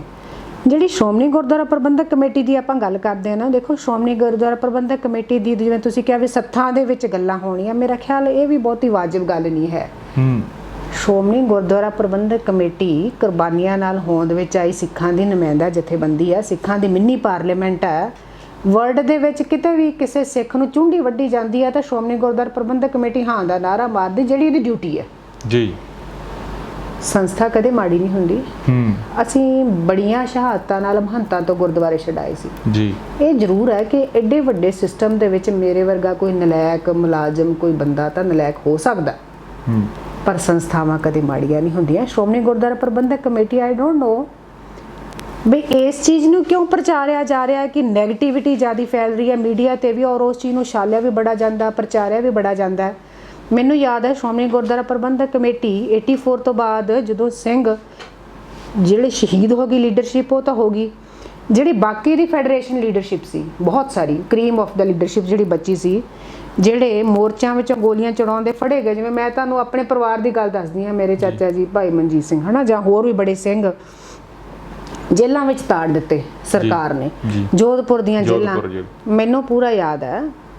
ਮੈਂ ਕਿਸੇ ਤੇ ਪਰਸਨਲ ਕਮੈਂਟ ਨਹੀਂ ਕਰੂੰਗੀ ਕਿ ਕੌਣ ਲੀਡਰ ਕਿਸ ਤਰ੍ਹਾਂ ਦਾ ਸੀ, ਕਿਵੇਂ ਸੀ, ਕਿਵੇਂ ਨਹੀਂ ਸੀ, ਪਰ ਮੈਨੂੰ ਇੰਨਾ ਪੂਰਾ ਪਤਾ ਹੈ, ਵੇਖੋ ਬਿਲਕੁਲ ਸੱਚੀ ਗੱਲ ਜੋ ਅਸੀਂ ਹੰਡਾਈ ਹੈ, ਬੀਤੀ ਹੈ, ਕਿ ਉਦੋਂ ਸ਼੍ਰੋਮਣੀ ਗੁਰਦੁਆਰਾ ਪ੍ਰਬੰਧਕ ਕਮੇਟੀ ਬੱਸਾਂ ਦਾ ਇੰਤਜ਼ਾਮ ਕਰਦੀ ਸੀ ਪਰਿਵਾਰਾਂ ਲਈ। ਉਹਨਾਂ ਬੱਸਾਂ ਦੇ ਵਿੱਚ ਰਾਸ਼ਨ ਸ਼੍ਰੋਮਣੀ ਗੁਰਦੁਆਰਾ ਪ੍ਰਬੰਧਕ ਕਮੇਟੀ ਮੁਹੱਈਆ ਕਰਦੀ ਸੀ। ਜੋਧਪੁਰ ਦੀਆਂ ਜੇਲ੍ਹਾਂ ਦੇ ਨਜ਼ਰਬੰਦ ਸਿੰਘਾਂ ਵਾਸਤੇ ਕਕਾਰ, ਚੋਲੇ, ਕਸ਼ਹਿਰੇ, ਦਸਤਾਰਾਂ, ਘਿਓ ਦੇ ਪੀਪੇ ਤੱਕ ਸ਼੍ਰੋਮਣੀ ਗੁਰਦੁਆਰਾ ਪ੍ਰਬੰਧਕ ਕਮੇਟੀ ਅਰੇਂਜ ਕਰਦੀ ਸੀ, ਔਰ ਫ੍ਰੀ ਆਫ ਕਾਸਟ ਜੋਧਪੁਰ ਦੀਆਂ ਜੇਲ੍ਹਾਂ ਵਿੱਚ ਜਾ ਕੇ ਵਕੀਲ ਨਾਲ ਜਾਂਦੇ ਸੀ, ਮੁਲਾਕਾਤ ਕਰਵਾ ਕੇ ਸੰਗਤਾਂ ਨੂੰ ਵਾਪਸ ਲਿਆਉਣਾ, ਔਰ ਮਹੀਨੇ ਵਿੱਚ 2 ਵਾਰੀ ਬੱਸ ਜਾਂਦੀ ਸੀ, 2 ਜਾਂ 3 ਵਾਰੀ, ਇਸ ਤੋਂ ਵੱਧ ਵੀ ਜਾਂਦੀ ਹੋ ਸਕਦਾ ਕੋਈ ਮੇਰੇ ਤੋਂ ਕੋਈ ਆਂਕੜਾ ਰਹਿ ਗਿਆ ਹੋਵੇ ਜਾਂ ਮੈਂ ਗਲਤ ਵੀ ਹੋਵਾਂ, ਪਰ ਮੈਂ ਖੁਦ ਕਈ ਵਾਰੀ ਉਹ ਨਾਲ ਜਾ ਕੇ ਮੁਲਾਕਾਤਾਂ ਕੀਤੀਆਂ ਨੇ ਜੋਧਪੁਰ ਦੀਆਂ ਜੇਲ੍ਹਾਂ ਵਿੱਚ, ਬੀਕਾਨੇਰ ਦੀਆਂ ਜੇਲ੍ਹਾਂ ਵਿੱਚ, ਕੋਈ ਛੱਡੀ ਨਹੀਂ ਸੀ ਜਦੋਂ ਬਾਹਰ ਦੀਆਂ ਜੇਲ੍ਹਾਂ ਸੀ। ਸ਼੍ਰੋਮਣੀ ਗੁਰਦੁਆਰਾ ਪ੍ਰਬੰਧਕ ਕਮੇਟੀ ਨੇ ਧਰਮੀ ਫੌਜੀਆਂ ਨੂੰ, ਜਿਨ੍ਹਾਂ ਨੇ ਆਪਣੀਆਂ ਜਾਨਾਂ ਤਲੀ ਤੇ ਰੱਖੀਆਂ, ਆਪਣੀਆਂ ਸਰਕਾਰੀ ਨੌਕਰੀਆਂ ਨੂੰ ਲੱਤ ਮਾਰ ਕੇ ਸਰਕਾਰ ਦੀਆਂ ਨੂੰ ਰੋਸ ਵਜੋਂ 1984 ਦਾ ਜਦੋਂ ਬਲੂ ਸਟਾਰ ਆਪਰੇਸ਼ਨ ਹੋਇਆ, ਰੋਸ ਵਜੋਂ ਸਾਡੇ ਸਿੱਖ ਫੌਜੀਆਂ ਨੇ ਬੈਰਕਾਂ ਛੱਡ ਕੇ ਹਥਿਆਰਾਂ ਸਮੇਤ ਭੱਜ ਆਏ ਜੀ। ਉਹਨਾਂ ਦੇ ਵਿੱਚੋਂ ਜਿਹੜੇ ਬਚੇ ਉਹਨਾਂ ਨੂੰ ਸ਼੍ਰੋਮਣੀ ਗੁਰਦੁਆਰਾ ਪ੍ਰਬੰਧਕ ਕਮੇਟੀ ਨੇ ਨੌਕਰੀਆਂ ਕੀ ਦਿੱਤੀਆਂ, ਸ਼ਹੀਦ ਪਰਿਵਾਰਾਂ ਨੂੰ ਬਹੁਤ ਸਾਰਿਆਂ ਨੇ ਨੌਕਰੀਆਂ ਦਿੱਤੀਆਂ। ਸੋ ਮੈਂ ਇਹ ਪੋਜ਼ਿਟਿਵ ਗੱਲਾਂ ਵੀ ਸ਼੍ਰੋਮਣੀ ਗੁਰਦੁਆਰਾ ਪ੍ਰਬੰਧਕ ਕਮੇਟੀ ਨੇ, ਕਾਰਜ ਵੀ ਬੜੇ ਵੱਡੇ, ਉਪਰਾਲੇ ਵੀ ਬੜੇ ਵੱਡੇ ਕੀਤੇ ਨੇ। ਇਸ ਕਰਕੇ ਮੈਂ ਇਹੀ ਕਹਿੰਦੀ ਹਾਂ ਸੰਸਥਾ ਕਦੇ ਕੋਈ ਮਾੜੀ ਨਹੀਂ ਹੁੰਦੀ। ਹਾਂ, ਇਹ ਹੋ ਸਕਦਾ ਵੀ ਕੋਈ ਨਾ ਕੋਈ ਪ੍ਰਬੰਧਕ ਵਿੱਚ ਇੱਕ ਅੱਧਾ ਨਲਾਇਕ ਆ ਜਾਂਦਾ, ਜਿਹਦਾ ਕਰਕੇ ਸੰਸਥਾ ਦੇ ਮਾਣ ਮਰਜ਼ਾਦਾ ਨੂੰ ਠੇਸ ਪਹੁੰਚਦੀ ਹੈ। ਇਹਨੂੰ ਚਲਾਉਣ ਵਿੱਚ ਕੋਈ ਗੜਬੜੀ, ਕੋਈ ਐਡਮਿਨਿਸਟ੍ਰੇਸ਼ਨ ਦੇ ਵਿੱਚ ਜਾਂ ਕਿਤੇ ਕੋਈ ਨਲਾਇਕੀ ਹੋ ਸਕਦੀ, ਪਰ ਸੰਸਥਾ ਇੱਕ ਤਈ ਮਾੜੀ ਨਹੀਂ ਹੈ। ਸੰਸਥਾ ਦੇ ਇਹ ਨੈਗੇਟਿਵ ਗੱਲਾਂ ਨੂੰ ਅੱਖੋਂ ਪਰੋਖੇ ਕਰਕੇ ਜਿਹੜੀਆਂ ਇਹ ਪੋਜ਼ਿਟਿਵ ਕੰਮ ਕਰ ਰਹੀ ਆ ਸ਼੍ਰੋਮਣੀ ਗੁਰਦੁਆਰਾ ਪ੍ਰਬੰਧਕ ਕਮੇਟੀ, ਉਹਨੂੰ ਵੀ ਵਿਚਾਰਿਆ ਜਾਣਾ ਚਾਹੀਦਾ, ਐਨਾਲਿਸਿਸ ਹੋ ਜਾਣਾ ਚਾਹੀਦਾ। ਚਾਹੇ ਰਾਜਨੀਤੀ ਹੈ, ਚਾਹੇ ਕੋਈ ਵੀ ਕਿੱਤਾ ਗਾ, ਚਾਹੇ ਜਿਵੇਂ ਤੁਸੀਂ ਕਿਹਾ ਵੀ ਸੰਸਥਾ ਨਹੀਂ ਮਾੜੀ ਹੁੰਦੀ, ਰਾਜਨੀਤੀ ਵੀ ਮਾੜੀ ਚੀਜ਼ ਨਹੀਂ। ਲੋਕ ਮਾੜਾ ਕਰ ਦਿੰਦੇ ਆ, ਲੋਕ ਗੰਧਲਾਪਣ ਪੈਦਾ ਕਰ ਦਿੰਦੇ ਆ। ਤੁਹਾਨੂੰ ਲੱਗਦਾ ਵੀ ਜਿਹੜੇ ਮੈਂ ਕਿੰਤੂ ਪਰੰਤੂ ਦੀ ਗੱਲ ਕਰ ਰਿਹਾ ਸੀ ਉਹ ਲੋਕਾਂ ਕਰਕੇ ਹੀ ਆ? ਕੁਝ ਚੀਜ਼ਾਂ ਜਿਹੜੀਆਂ ਬੈਲੈਂਸ ਰਹਿਣੀਆਂ ਚਾਹੀਦੀਆਂ ਸੀ ਉਹ ਬੈਲੈਂਸ ਨਹੀਂ ਰਹਿਣਾ, ਖਾਸ ਕਰਕੇ ਜੇ ਲੋਕਾਂ ਕਰਕੇ ਵੀ ਹੋ ਸਕਦਾ ਸਾਡੇ ਪ੍ਰਬੰਧਕੀ ਜਾਂ ਕਿਤੇ ਕੋਈ ਜ਼ਿੰਮੇਵਾਰੀ ਵਾਲੀ ਪੋਸਟ ਤੇ ਬੈਠਾ ਜਦੋਂ ਕੋਈ ਨਲਾਇਕ ਬੰਦੇ ਨੇ ਕੋਈ ਕੁਤਾਹੀ ਕੀਤੀ ਤਾਂ ਸੁਭਾਵਕ ਹੈ ਕਿ ਉਹਦਾ ਅਸਰ ਜਿਹੜਾ ਹੈ ਉਸ ਮੈਨੇਜਮੈਂਟ ਤੇ ਪੂਰੀ ਤੇ ਪੈਂਦਾ। ਔਰ ਕਈ ਵਾਰੀ ਮੈਨੇਜਮੈਂਟ ਨੂੰ ਆਪਣਿਆਂ ਦੀਆਂ ਕੁਤਾਹੀਆਂ ਕਰਕੇ ਵੀ ਕੁਐਸਚਨ ਮਾਰਕ ਜਿਹੜਾ ਹੈ ਉਹ ਲੱਗ ਜਾਂਦਾ ਹੈ। ਇਹ ਬਿਲਕੁਲ ਤੁਹਾਡਾ ਗੱਲ ਸਹੀ ਹੈ ਕਿ ਵੈਸੇ ਨਾ ਲੋਕਾਂ ਦੇ ਵਿੱਚ ਜੋ ਸੋਸ਼ਲ ਮੀਡੀਆ ਤੇ ਮੈਂ ਦੇਖਿਆ, ਮੈਨੂੰ ਲੋਕੀ ਜਿਹੜੇ ਆ ਦੇ ਆਰ ਪਲੀਜ਼ਡ ਟੂ ਲਿਸਨ, ਵੀ ਕ੍ਰਿਟਿਸਿਜ਼ਮ ਲਿਸਨ ਦੇ ਜ਼ਿਆਦਾ ਆਦੀ ਹੋ ਗਏ ਸੀ। ਮੈਨੂੰ ਨਹੀਂ ਪਤਾ ਕਿਸ ਤਰ੍ਹਾਂ ਦਾ ਨਾ ਮੀਡੀਆ ਨੇ ਕੀ ਗੱਲਾਂ ਪਰੋਸ ਕੇ ਲੋਕਾਂ ਨੂੰ ਕੰਨ ਰਸ ਦੀ ਆਦਤ ਪਾ ਦਿੱਤੀ। ਜਾਂ ਮੇਰਾ ਪਰਸਨਲੀ ਇਹ ਵਿਚਾਰ ਹੈ, ਹੋ ਸਕਦਾ ਮੇਰੇ ਨਾਲ ਤੁਸੀਂ ਸਹਿਮਤ ਹੋਵੋ ਨਾ ਹੋਵੋ, ਪਰ ਮੈਂ ਬੜੀ ਬੇਬਾਕ ਸ਼ਬਦਾਂ ਵਿੱਚ ਆਪਣੀ ਗੱਲ ਰੱਖਦੀ ਹੁੰਦੀ ਹਾਂ ਜੀ। ਮੇਰਾ ਪਰਸਨਲ ਇਹ ਵਿਚਾਰ ਹੈ ਕਿ ਸਿੱਖਾਂ ਨੂੰ, ਇੱਕ ਸਿੱਖ ਨੂੰ ਦੂਜੇ ਸਿੱਖ ਨੂੰ ਮੀਡੀਆ ਤੇ ਭੰਡਣ ਤੋਂ ਪਹਿਲਾਂ ਬਹੁਤ ਸਾਰੀਆਂ ਗੱਲਾਂ ਨੂੰ ਜੇ ਕਲੈਰੀਫਾਈ ਕਰ ਲਿਆ ਜਾਵੇ ਤਾਂ ਅੱਧੇ ਤੋਂ ਜ਼ਿਆਦੀਆਂ ਸਮੱਸਿਆਵਾਂ ਸਾਡੇ ਆਪਣੇ ਕਟਹਿਰੇ 'ਚ ਹੱਲ ਹੋ ਜਾਣ। ਜਿਹੜਾ ਅਸੀਂ ਉੱਪਰਲੇ ਪੱਧਰ ਤੇ ਜਾ ਕੇ ਮੀਡੀਆ 'ਚ ਇੱਕ ਦੂਜੇ ਦੇ ਜਲੂਸ ਕੱਢਦੇ ਆ ਨਾ ਜੀ, ਇਹਦੇ ਨਾਲ ਸਾਡਾ ਸਾਰਾ ਹੀ ਗ੍ਰਾਫ ਥੱਲੇ ਆਉਂਦਾ। ਇਹਦੇ 'ਚ ਇਹ ਨਹੀਂ ਹੈ ਕਿ ਮੈਂ ਚੰਗਾ ਸਿੱਖ ਹਾਂ ਤੇ ਮੈਂ ਬਚ ਗਿਆ, ਉਹ ਮਾੜਾ ਸਿੱਖ ਸੀ ਤੇ ਉਹਦਾ ਗ੍ਰਾਫ ਥੱਲੇ ਆਇਆ। ਲੋਕੀ ਸਾਨੂੰ ਸਿੱਖ ਦੇ ਨਾਂ ਨਾਲ ਜਾਣਦੇ ਆ। ਅਸੀਂ ਮੀਡੀਆ ਤੇ ਜਦੋਂ ਇੱਕ ਦੂਜੇ ਦੀਆਂ ਗੱਲਾਂ ਉਛਾਲਦੇ ਹਾਂ, ਸੰਸਥਾਵਾਂ ਦੀਆਂ ਗੱਲਾਂ ਉਛਾਲਦੇ ਹਾਂ, ਨਿਘਾਰ ਆ ਸਕਦਾ ਹੈ, ਆਇਆ ਵੀ ਹੋਏਗਾ, ਪਰ ਉਹਨੂੰ ਇੱਕ ਪੋਜ਼ਿਟਿਵ ਵੇ ਦੇ ਨਾਲ ਇੰਪਰੂਵ ਕਰ ਲੈਣਾ ਚਾਹੀਦਾ, ਉਹਨੂੰ ਬਹਿ ਕੇ ਡਾਇਗਨੋਜ਼ ਕਰ ਲੈਣਾ ਚਾਹੀਦਾ ਤੇ ਉਹਦਾ ਸਥਾਈ ਹੱਲ ਲੱਭ ਲੈਣਾ ਚਾਹੀਦਾ। ਸੁਹਿਰਦ ਸਿੱਖ ਵੀ ਸਾਡੇ ਵਿੱਚ ਹੀ ਨੇ ਜੀ, ਵਿਦਵਾਨ ਸਿੱਖ ਵੀ ਸਾਡੇ ਵਿੱਚ ਵੀ ਨੇ, ਔਰ ਆਪਾ ਵਾਰਨ ਵਾਲੇ ਨਿਸ਼ਕਾਮ ਸੇਵਾ ਕਰਨ ਵਾਲੇ ਵੀ ਸਾਡੇ ਸਿੱਖ ਹੈਗੇ ਨੇ, ਜਿਨ੍ਹਾਂ ਦੇ ਸਿਰ ਤੇ ਸੰਸਥਾਵਾਂ ਜਿਹੜੀਆਂ ਇਹ ਅੱਜ ਵੀ ਗੁਰੂ ਦੀਆਂ ਸੰਸਥਾਵਾਂ ਜਿਹੜੀਆਂ ਅੱਜ ਵੀ ਗਲੋਰੀ ਵਿੱਚ ਜਾ ਰਹੀਆਂ। ਜੀ, ਜੇ ਅਸੀਂ ਗੱਲ ਕਰਦੇ ਹਾਂ, ਤੁਸੀਂ ਐਜੂਕੇਸ਼ਨ ਦੇ ਨਾਲ ਸੰਬੰਧ ਰੱਖਦੇ ਹੋ, ਇਤਿਹਾਸਕਾਰਾਂ ਦੀ ਗੱਲ ਆਉਂਦੀ ਆ ਜਾਂ ਇਹ ਮੁੱਦਾ ਵੀ ਬੜਾ ਹਾਈਲਾਈਟ ਹੁੰਦਾ ਵੀ ਅਫਵਾਹਾਂ ਬੜੀਆਂ ਫਲਾਨਾ ਗਈਆਂ, ਇਤਿਹਾਸ ਦੇ ਵਿੱਚ ਵੀ ਬੜੀਆਂ ਗੜਬੜਾਂ ਕੀਤੀਆਂ ਗਈਆਂ, ਇਹਦੇ ਬਾਰੇ ਕੀ ਕਹਿਣਾ ਚਾਹੋਗੇ? ਇਹ ਵੀ ਮੈਂ ਕਹੂੰਗੀ ਵੀ ਇਹ ਵੀ ਕੌਮੀ ਮੁੱਦਾ ਹੈ। ਸਾਨੂੰ ਨਾ ਇੱਕ ਦੂਜੇ ਦੀਆਂ ਲੱਤਾਂ ਬਾਹਾਂ ਛੱਡ ਕੇ ਖਿੱਚਣੀਆਂ, ਜਿਹੜੀਆਂ ਗੱਲਾਂ ਸਾਨੂੰ ਅੱਜ ਦਾ ਯੂਥ ਬੱਚਾ ਕਨਫਿਊਜ਼ ਹੋਇਆ ਆ ਜੀ, ਜਿਹੜੀਆਂ ਇਤਿਹਾਸਕ ਕੁਝ ਤੱਥਾਂ ਨੂੰ ਲੈ ਕੇ ਕਿਸੇ ਕਿਤਾਬ 'ਚ ਕੁਝ ਲਿਖਿਆ ਹੈ, ਕਿਸੇ ਕਿਤਾਬ 'ਚ ਕੁਝ ਲਿਖਿਆ ਹੈ, ਅਸੀਂ ਆਪਣੇ ਇਤਿਹਾਸਕ ਪੱਖ ਤੋਂ ਹੀ ਦੇਖ ਲਈਏ। ਅਸੀਂ ਕਿਉਂਕਿ ਮੇਰਾ ਸਕੂਲਾਂ ਨਾਲ ਸੰਬੰਧਿਤ ਕਾਰਜ ਹੈ ਤੇ ਅਸੀਂ ਬੱਚਿਆਂ ਦੇ ਗੁਰਮਤਿ ਟ੍ਰੇਨਿੰਗ ਕੈਂਪ ਲਾਉਂਦੇ ਹਾਂ। ਮੇਰੇ ਨਾਲ ਇੱਕ ਸਾਡੇ ਨਾਲ NGOs ਵੀ ਦੀ ਟੀਮ ਵੀ ਜੁੜੀ ਹੋਈ ਆ ਬਾਹਰੋਂ, ਉਹ ਵੀ ਸਿੰਘ ਬੇਸਿਕਲੀ ਦੇ ਆ ਟੀਚਰਸ, ਤੇ ਅਸੀਂ ਸ਼੍ਰੋਮਣੀ ਗੁਰਦੁਆਰਾ ਪ੍ਰਬੰਧਕ ਕਮੇਟੀ ਦੇ ਧਰਮ ਪ੍ਰਚਾਰ ਵਿੰਗ ਨਾਲ ਰਲ ਕੇ ਅਸੀਂ ਆਪਣੇ ਬੱਚਿਆਂ ਦੇ ਗੁਰਮਤਿ ਟ੍ਰੇਨਿੰਗ ਕੈਂਪ ਲਾਉਂਦੇ ਸੀ। ਹੁਣ ਕਰੋਨਾ ਕਰਕੇ ਥੋੜਾ ਜਿਹਾ ਅਸੀਂ ਇਹਦੇ ਵਿੱਚ ਰੁਕੇ ਹਾਂ, ਅਦਰਵਾਈਜ਼ ਐਵਰੀ ਈਅਰ 6 ਤੋਂ 7 ਦਿਨ ਦਾ ਇੱਕ ਕੈਂਪ ਹੁੰਦਾ ਸੀ। ਗੁਰਮਤਿ ਦੀ ਰਹਿਣੀ ਬਹਿਣੀ ਕਿਵੇਂ ਦੀ ਹੋਵੇ, ਬੱਚੇ ਨੂੰ ਉਸ ਅਨੁਸਾਰ ਢਾਲਣ ਦਾ ਯਤਨ ਕੀਤਾ ਜਾਂਦਾ ਸੀ। ਉਹਦਾ ਇੱਕ ਸੈਕਸ਼ਨ ਹੁੰਦਾ ਸੀ ਗੁਰ ਇਤਿਹਾਸ। ਮੈਂ ਤੁਹਾਡੀ ਗੱਲ ਦਾ ਜਵਾਬ ਦੇਣ ਲੱਗੀ।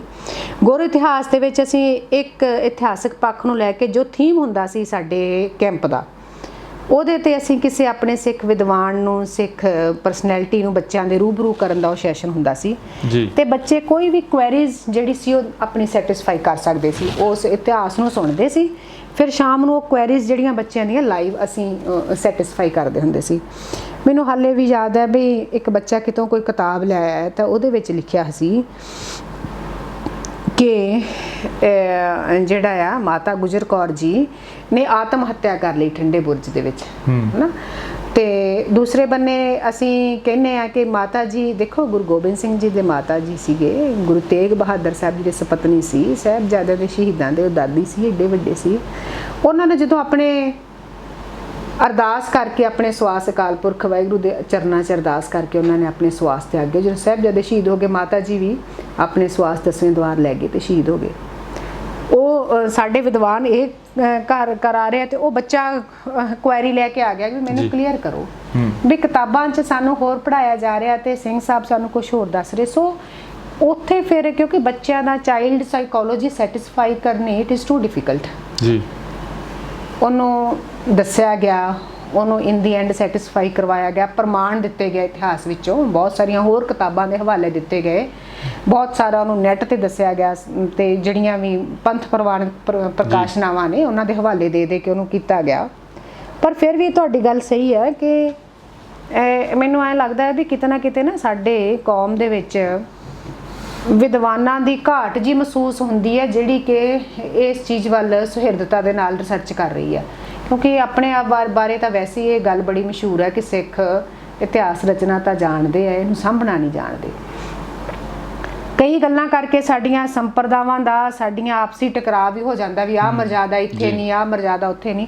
ਇਹ ਜਿਹੜੇ ਕੌਮੀ ਮੁੱਦੇ ਨੇ ਨਾ, ਮੈਨੂੰ ਲੱਗਦਾ ਕਿ ਸਾਨੂੰ ਰਾਜਨੀਤੀ ਨੂੰ ਪਹਿਲ ਨਾ ਦੇ ਕੇ ਸਾਡੇ ਮੁਖੀਆਂ ਨੂੰ, ਸਾਡੇ ਜਥੇਦਾਰਾਂ ਨੂੰ ਤਾਂ ਇਹ ਉਹ ਕਰਦੇ ਵੀ ਹੋਣਗੇ ਮੇਬੀ ਬਹੁਤ ਸਾਰੀਆਂ ਗੱਲਾਂ, ਪਰ ਪਹਿਲ ਦੇ ਆਧਾਰ ਤੇ ਕੌਮ ਦੇ ਵਿੱਚੋਂ ਇਹ ਦੁਬਿਧਾਵਾਂ ਉਹਨਾਂ ਨੂੰ ਖਤਮ ਕਰਨੀਆਂ ਚਾਹੀਦੀਆਂ ਨੇ ਤੇ ਖਤਮ ਕਰਨੀਆਂ ਪੈਣਗੀਆਂ। ਜਿੰਨਾ ਚਿਰ ਅਸੀਂ ਆਪਸੀ ਦੁਬਿਧਾਵਾਂ ਨਾ ਖਤਮ ਕੀਤੀਆਂ, ਕੌਮ ਦੇ ਜਿਹੜੇ ਸਾਡਾ ਇਤਿਹਾਸ ਆ ਜਾਂ ਸਾਡੀ ਵਿਚਾਰਧਾਰਾ ਜਾਂ ਸਾਡੇ ਸਿਧਾਂਤ ਇਹਨਾਂ ਤੇ ਕੰਟਰੋਵਰਸੀਜ਼ ਹੁੰਦੀਆਂ ਰਹਿਣੀਆਂ। ਇਹ ਸਟ੍ਰੀਮਲਾਈਨ ਨਹੀਂ ਹੋ ਸਕਦਾ। ਤੁਸੀਂ ਇਹ ਮੰਨਦੇ ਹੋ ਵੀ ਰਾਜਨੀਤੀ ਨੂੰ ਪਹਿਲ ਅਤੇ ਧਰਮ ਨੂੰ ਪਿੱਛੇ ਕਰ ਦਿੱਤਾ ਗਿਆ ਕੁਝ ਮੁੱਦਿਆਂ 'ਚ? ਬਿਲਕੁਲ, ਕੁਝ ਮੁੱਦਿਆਂ ਦੇ ਵਿੱਚ ਜਿਹੜਾ ਉਹ ਹੁੰਦੀ ਰਹੀ ਹੈ ਪਿਛਲੇ ਸਮਿਆਂ ਦੇ ਵਿੱਚ, ਰਾਜਨੀਤੀ ਭਾਰੂ ਹੁੰਦੀ ਰਹੀ ਹੈ। ਇਹ ਮੇਰਾ ਕਹਿਣਾ ਤਾਂ ਛੱਡੋ, ਇਹ ਤਾਂ ਸਭ ਦੇ ਸਾਹਮਣੇ ਹੈ ਜੀ। ਹਾਂ, ਇਹ ਤੋਂ ਅਸੀਂ ਕਿਵੇਂ ਇਗਨੋਰ ਇਹਨੂੰ, ਇਸ ਚੀਜ਼ ਨੂੰ ਕਿਵੇਂ ਕਰ ਸਕਦੇ ਹਾਂ, ਹੈ ਨਾ। ਠੀਕ ਹੈ, ਆਪਣੀਆਂ ਗਲਤੀਆਂ ਨੂੰ ਸਮੇਂ ਸਿਰ ਮੰਨ ਲੈਣਾ, ਉਹਨਾਂ ਨੂੰ ਸੁਧਾਰ ਲੈਣਾ, ਇਹ ਵੀ ਇੱਕ ਚੰਗਾ ਪੱਖ ਹੈ, ਸੁਧਾਰ ਲੈਣਾ ਚਾਹੀਦਾ। ਜੇ ਕਿਤੇ ਕੋਤਾਹੀ ਹੋਈ ਤਾਂ ਨਿਮਾਣੇ ਸਿੱਖ ਵਜੋਂ ਉਹਨੂੰ ਸਵੀਕਾਰ ਕਰਦਿਆਂ ਉਹਨੂੰ ਗੁਰੂ ਮਹਾਰਾਜ ਸਾਡੇ ਬੜੇ ਦਿਆਲੂ ਨੇ, ਖਿਮਾ ਕਰ ਦਿੰਦੇ ਆ। ਸੰਗਤ ਬੜੀ ਦਿਆਲੂ ਆ, ਖਿਮਾ ਕਰ ਦਿੰਦੀ ਆ, ਬਸ਼ਰਤੇ ਕਿ ਅਸੀਂ ਪੱਲਾ ਪਾ ਕੇ ਅਕਾਲ ਤਖਤ ਸਾਹਿਬ ਦੇ ਅੱਗੇ ਹਾਜ਼ਰ ਹੋ ਕੇ ਤੇ ਅਸੀਂ ਆਪਣੀ ਗਲਤੀ ਮੰਨੀਏ ਜੀ। ਜੇ ਹੁਣ ਆਪਾਂ ਗੱਲ ਕਰਦੇ ਹਾਂ ਜੂਨ 84 ਦੇ ਪਹਿਲੇ ਹਫ਼ਤੇ ਦੀ, ਤੁਸੀਂ ਉੱਥੇ ਮੌਜੂਦ ਸੀ, ਕੀ ਦੱਸਣਾ ਚਾਹੋਗੇ ਸਾਡੇ ਦਰਸ਼ਕਾਂ ਨੂੰ, ਖਾਸ ਕਰਕੇ ਉਹ ਯੂਥ ਨੂੰ? ਸਾਡੇ ਨਾਲ ਯੂਥ ਕਾਫੀ ਜੁੜਿਆ ਹੋਇਆ ਹੈਗਾ ਇਸ ਚੈਨਲ ਦੇ ਉੱਤੇ। ਕੋਈ ਗੱਲਬਾਤ ਜਿਹੜੀ ਹਜੇ ਵੀ ਨਾ ਭੁੱਲਦੀ ਹੋਵੇ, ਜਾਂ ਕੋਈ ਉਹ ਤਸਵੀਰ ਜਿਹੜੀ ਹਜੇ ਵੀ ਅੱਖਾਂ ਬੰਦ ਕਰਦੇ ਹੋ ਡੇਲੀ ਉਹ ਤਸਵੀਰ ਸਾਹਮਣੇ ਆਉਂਦੀ ਹੋਵੇ? ਦੇਖੋ, ਮੈਨੂੰ ਯਾਦ ਹੈ ਬਈ ਜਦੋਂ ਸ਼ਹਾਦਤਾਂ ਹੋਈਆਂ, ਜੂਨ 1984 ਦਾ ਕਾਂਡ ਹੋਇਆ, ਤੇ ਉਸ ਤੋਂ ਬਾਅਦ ਚ ਮਾਹੌਲ ਬੜਾ ਖਰਾਬ ਹੋ ਗਿਆ ਸੀ ਜੀ। ਮੇਰੇ ਡੈਡੀ ਦੀ ਸ਼ਹਾਦਤ ਦਾ ਸਾਨੂੰ ਬਹੁਤ ਦਿਨ ਬਾਅਦ, ਬਹੁਤਾ ਚਿਰ ਤਾਂ ਅਸੀਂ ਉਡੀਕਦੇ ਹੀ ਰਹੇ, ਕਿਉਂਕਿ ਜੀ। ਬੱਚੇ ਸੀ, ਮੈਂ ਘਰ ਵਿੱਚ ਵੱਡੀ ਸੀ, ਨਾ ਤਾਂ ਸਾਨੂੰ ਡੈੱਡ ਬੋਡੀ ਦਿਖਾਈ, ਨਾ ਅਸੀਂ ਦੇਖੀ। ਜਦੋਂ ਬੰਦਾ ਹੱਥੀ ਤੋਰ ਲੈਂਦਾ ਕਿਸੇ ਨੂੰ, ਉਹਨੂੰ ਇੱਕ ਉਹਦੇ ਮਨ ਵਿੱਚ ਉਹਨੂੰ ਪਤਾ ਲੱਗ ਜਾਂਦਾ ਹੈ ਕਿ ਕੋਈ ਚਲਾ ਗਿਆ, ਕਿਉਂਕਿ ਹੱਥੀਂ ਸਾਰਾ ਕੁਝ ਕਰ ਲੈਣਾ ਇੱਕ ਸਿਦਕ ਆ ਜਾਂਦਾ ਜੀ। ਤੇ ਜਿਹੜੀ ਚੀਜ਼ ਨੂੰ ਦੇਖਿਆ ਨਾ ਹੋਵੇ, BBC ਤੇ ਕੁਝ ਖਬਰਾਂ ਆ ਰਹੀਆਂ ਨੇ, ਕੋਈ ਅੰਦਰੋਂ ਅਫਵਾਹਾਂ ਉੱਠ ਰਹੀਆਂ ਨੇ, ਕੋਈ ਇਧਰੋਂ ਖਬਰਾਂ ਦੇ ਰਿਹਾ, ਕੋਈ ਉਧਰੋਂ ਦੇ ਰਿਹਾ, ਜਦੋਂ ਸੁਣਦੇ ਸੀ ਤਾਂ ਇੱਕਦਮ ਰੂਹ ਕੰਬ ਜਾਂਦੀ ਸੀ। ਇਸ ਤਰ੍ਹਾਂ ਹੋਇਆ ਅੰਦਰ, ਇੰਨੇ ਟੈਂਕਾਂ ਨੇ ਇੰਨੇ ਗੋਲੇ ਮਾਰੇ ਕਿ ਇੰਨੇ ਇੰਚ ਉੱਤੇ ਮਤਲਬ ਫਰਸ਼ ਪੁੱਟਿਆ ਗਿਆ ਥੱਲਿਓਂ ਜੀ। ਇੰਨੀਆਂ ਗੋਲੀਆਂ ਚੱਲੀਆਂ ਕਿ ਲੋਹੋ ਲੁਹਾਨ ਹੋ ਗਈ। ਪ੍ਰਕਰਮ ਇਦਾਂ ਹੋਇਆ, ਕਿਵੇਂ ਹੋਇਆ ਹੋਊਗਾ, ਕਿਵੇਂ ਸ਼ਹੀਦੀ ਪਾਈ ਹੋਏਗੀ, ਕਿਵੇਂ ਹੌਲੀ ਹੌਲੀ ਹੌਲੀ ਹੌਲੀ, ਕਿਉਂਕਿ ਬਚਪਨਾ ਵੀ ਸੀ ਜੀ, ਤੇ ਵੈਸੇ ਵੀ ਇੱਕ ਬੱਚੇ ਲਈ ਆਪਣੇ ਬਾਪ ਦੀਆਂ ਖਬਰਾਂ ਸੁਣਨੀਆਂ ਜੀ ਬਹੁਤ ਔਖੀਆਂ ਨੇ, ਹਨਾ। ਸੋ ਇਹ ਸੁਣਦੇ ਕਰਦੇ ਤਾਂ ਇੱਕ ਸਟੇਜ ਇਹੋ ਜਿਹੀ ਆ ਗਈ ਕਿ ਮੇਰੇ ਚਾਚਾ ਜੀ ਦਾ ਨਾ ਪਤਾ ਲੱਗੇ, ਮੇਰੇ ਮਦਰ ਦਾ ਨਾ ਪਤਾ ਲੱਗੇ। ਮੈਂ ਤੇ ਮੇਰੇ ਦਾਦੀ ਜੀ ਅਸੀਂ 2 ਤਰੀਕ ਨੂੰ ਬਾਹਰ ਨਿਕਲੇ ਸੀ ਆਪਣੀ ਫੈਮਿਲੀ 'ਚ ਜੀ। ਚਾਚੀ ਦਾ ਨਾ ਪਤਾ ਲੱਗੇ, ਸਾਰਾ ਪਰਿਵਾਰ ਉੱਥੇ। ਤਾਂ ਸਟੇਜ ਇਹੋ ਜਿਹੀ ਆ ਗਈ ਕਿ ਮੇਰੇ ਦਾਦੀ ਜੀ ਦਾ ਮਾਨਸਿਕ ਸੰਤੁਲਨ ਵੀ ਸਾਨੂੰ ਐਂ ਲੱਗਿਆ ਸੀ ਵੀ ਇਹ ਕਿਤੇ ਆਪਾਂ ਖੋ ਬੈਠੇ ਨੇ। ਮਹੀਨੇ 'ਚ ਵੀ ਲੱਭੇ ਹੀ ਨਾ ਕੋਈ। ਜੀ ਜੀ। ਕਰਫਿਊ ਲੱਗ ਗਿਆ, ਕਿਉਂਕਿ ਅਸੀਂ 2 ਤਰੀਕ ਨੂੰ ਨਿਕਲੇ ਸੀ। ਤੁਸੀਂ 2 ਜੂਨ ਨੂੰ ਬਾਹਰ ਆਉਣੇ ਹੋ? 2 ਜੂਨ ਨੂੰ ਮੇਰੇ ਫਾਦਰ ਅਸੀਂ ਅਸਲ ਦੇ ਵਿੱਚ ਗੁਰੂ ਅਰਜਨ ਦੇਵ ਜੀ ਦੀ ਸ਼ਹੀਦੀ ਦਾ ਕਰਕੇ ਸਾਰਾ ਪਰਿਵਾਰ ਉੱਥੇ ਗਏ ਹੋਏ ਸੀ ਜੀ। ਮੋਸਟਲੀ ਉੱਥੇ ਰਹਿੰਦੇ ਨਹੀਂ ਸੀ, ਪਿੰਡ ਰਹਿੰਦੇ ਸੀ ਜੀ। ਮੁਕਤਸਰ ਸਾਹਿਬ ਦੇ ਲਾਗੇ ਸਾਡਾ ਪਿੰਡ ਸੀ। ਮੇਰੀ ਛੋਟੀ ਸਿਸਟਰ ਹੈ ਤੇ ਮੇਰੇ ਬ੍ਰਦਰ ਦਾ ਜਨਮ 2-3 ਮਹੀਨੇ ਜੂਨ ਤੋਂ ਬਾਅਦ 'ਚ ਹੋਇਆ ਜੀ। ਮੈਂ ਤੇ ਮੇਰੇ ਦਾਦੀ ਜੀ, ਮੇਰੀ ਸਿਸਟਰ, ਮੇਰੇ ਮਦਰ, ਅਸੀਂ ਮੇਰੇ ਡੈਡੀ ਦਾ ਜਿਹੜਾ ਰੈਜ਼ੀਡੈਂਸ ਆ ਆਮ ਤੌਰ ਤੇ ਜਿੱਥੇ ਰਹਿੰਦੇ ਸੀ ਤੇ ਜਿਹੜਾ ਫੈਡਰੇਸ਼ਨ ਦੀਆਂ ਕਾਰਵਾਈਆਂ ਜਿੱਥੋਂ ਚਲਾਉਂਦੇ ਸੀ, ਉਹ ਜਦੋਂ ਗੁਰੂ ਰਾਮਦਾਸ ਲੰਗਰ ਦੀ ਖੱਬੀ ਬਾਈ ਜਿੱਥੋਂ ਪੌੜੀਆਂ ਉੱਪਰ ਨੂੰ ਜਾਂਦੀਆਂ ਨੇ ਨਾ ਜੀ, ਉਹ ਪੌੜੀਆਂ ਦੇ ਥੱਲੇ ਰਸੋਈ ਹੈ ਜੀ। ਉਹ ਰਸੋਈ ਹੁੰਦੀ ਸੀ, ਉਹਦੇ ਨਾਲ ਬਰਾਂਡੇ ਵੱਲ ਨੂੰ ਮੂੰਹ ਕਰਕੇ ਥੋੜਾ ਲੰਬਾ ਕਮਰਾ ਸੀ ਜੀ। ਉੱਥੋਂ ਸਾਰੀਆਂ ਕਾਰਵਾਈਆਂ ਫੈਡਰੇਸ਼ਨ ਦੀਆਂ ਚਲਾਉਂਦੇ ਫੈਡਰੇਸ਼ਨ ਦਾ ਜਿਹੜਾ ਦਫ਼ਤਰ ਸੀ, ਜਿੰਨੇ ਪੱਤਰਕਾਰ, ਡੈਲੀਗੇਟ ਮੀਟਿੰਗਸ ਜਾਂ ਹੋਰ ਵੀ ਜਿੰਨੇ ਇਹਨਾਂ ਨੂੰ ਕੋਈ ਮੇਲ ਜੋ ਵੀ ਉੱਥੇ ਕਾਰਵਾਈਆਂ ਸਾਰੀਆਂ ਉੱਥੇ ਪੈਂਦੀਆਂ ਸੀ। ਉਹ ਤੋਂ ਥੱਲੇ ਉਤਰ ਕੇ ਬੁੰਗੇ ਦੇ ਨਾਲ ਕਮਰਾ ਸੀਗਾ, ਉੱਥੇ ਰਾਤ ਨੂੰ ਸਟੇ ਕਰਦੇ ਹੁੰਦੇ ਸੀ। ਉਹਦੇ ਵਿੱਚ ਇੱਕ ਬੈੱਡ ਲੱਗਾ ਹੁੰਦਾ ਸੀ। ਬਸ ਇਹੀ ਕੁਝ ਸੀਗਾ, ਇੰਨੀ ਕੋਈ ਉੱਥੇ ਉਹਨਾਂ ਨੇ ਰੱਖਿਆ ਸੀ ਆਪਣੇ ਜੋਗਾ, ਤੇ ਸਾਨੂੰ ਬਹੁਤਾ ਟਾਈਮ ਰਹਿਣ ਨਹੀਂ ਸੀ ਦਿੰਦੇ ਜੀ। ਮੇਰੇ ਮਦਰ ਉੱਥੇ ਰਹਿੰਦੇ ਹੁੰਦੇ ਸੀ, ਸੇਵਾ ਕਰਦੇ ਹੁੰਦੇ ਸੀਗੇ। ਥੋੜਾ ਟਾਈਮ 10 ਦਿਨ ਰਹਿ ਲਏ, ਫਿਰ 2 ਮਹੀਨੇ 3 ਮਹੀਨੇ ਬਾਅਦ ਗਏ, ਫਿਰ 5 ਦਿਨ ਰਹਿ ਲਏ, ਬਸ ਇਸ ਤੋਂ ਬਾਅਦ ਰਹਿਣ ਨਹੀਂ ਸੀ ਦਿੰਦੇ ਜੀ।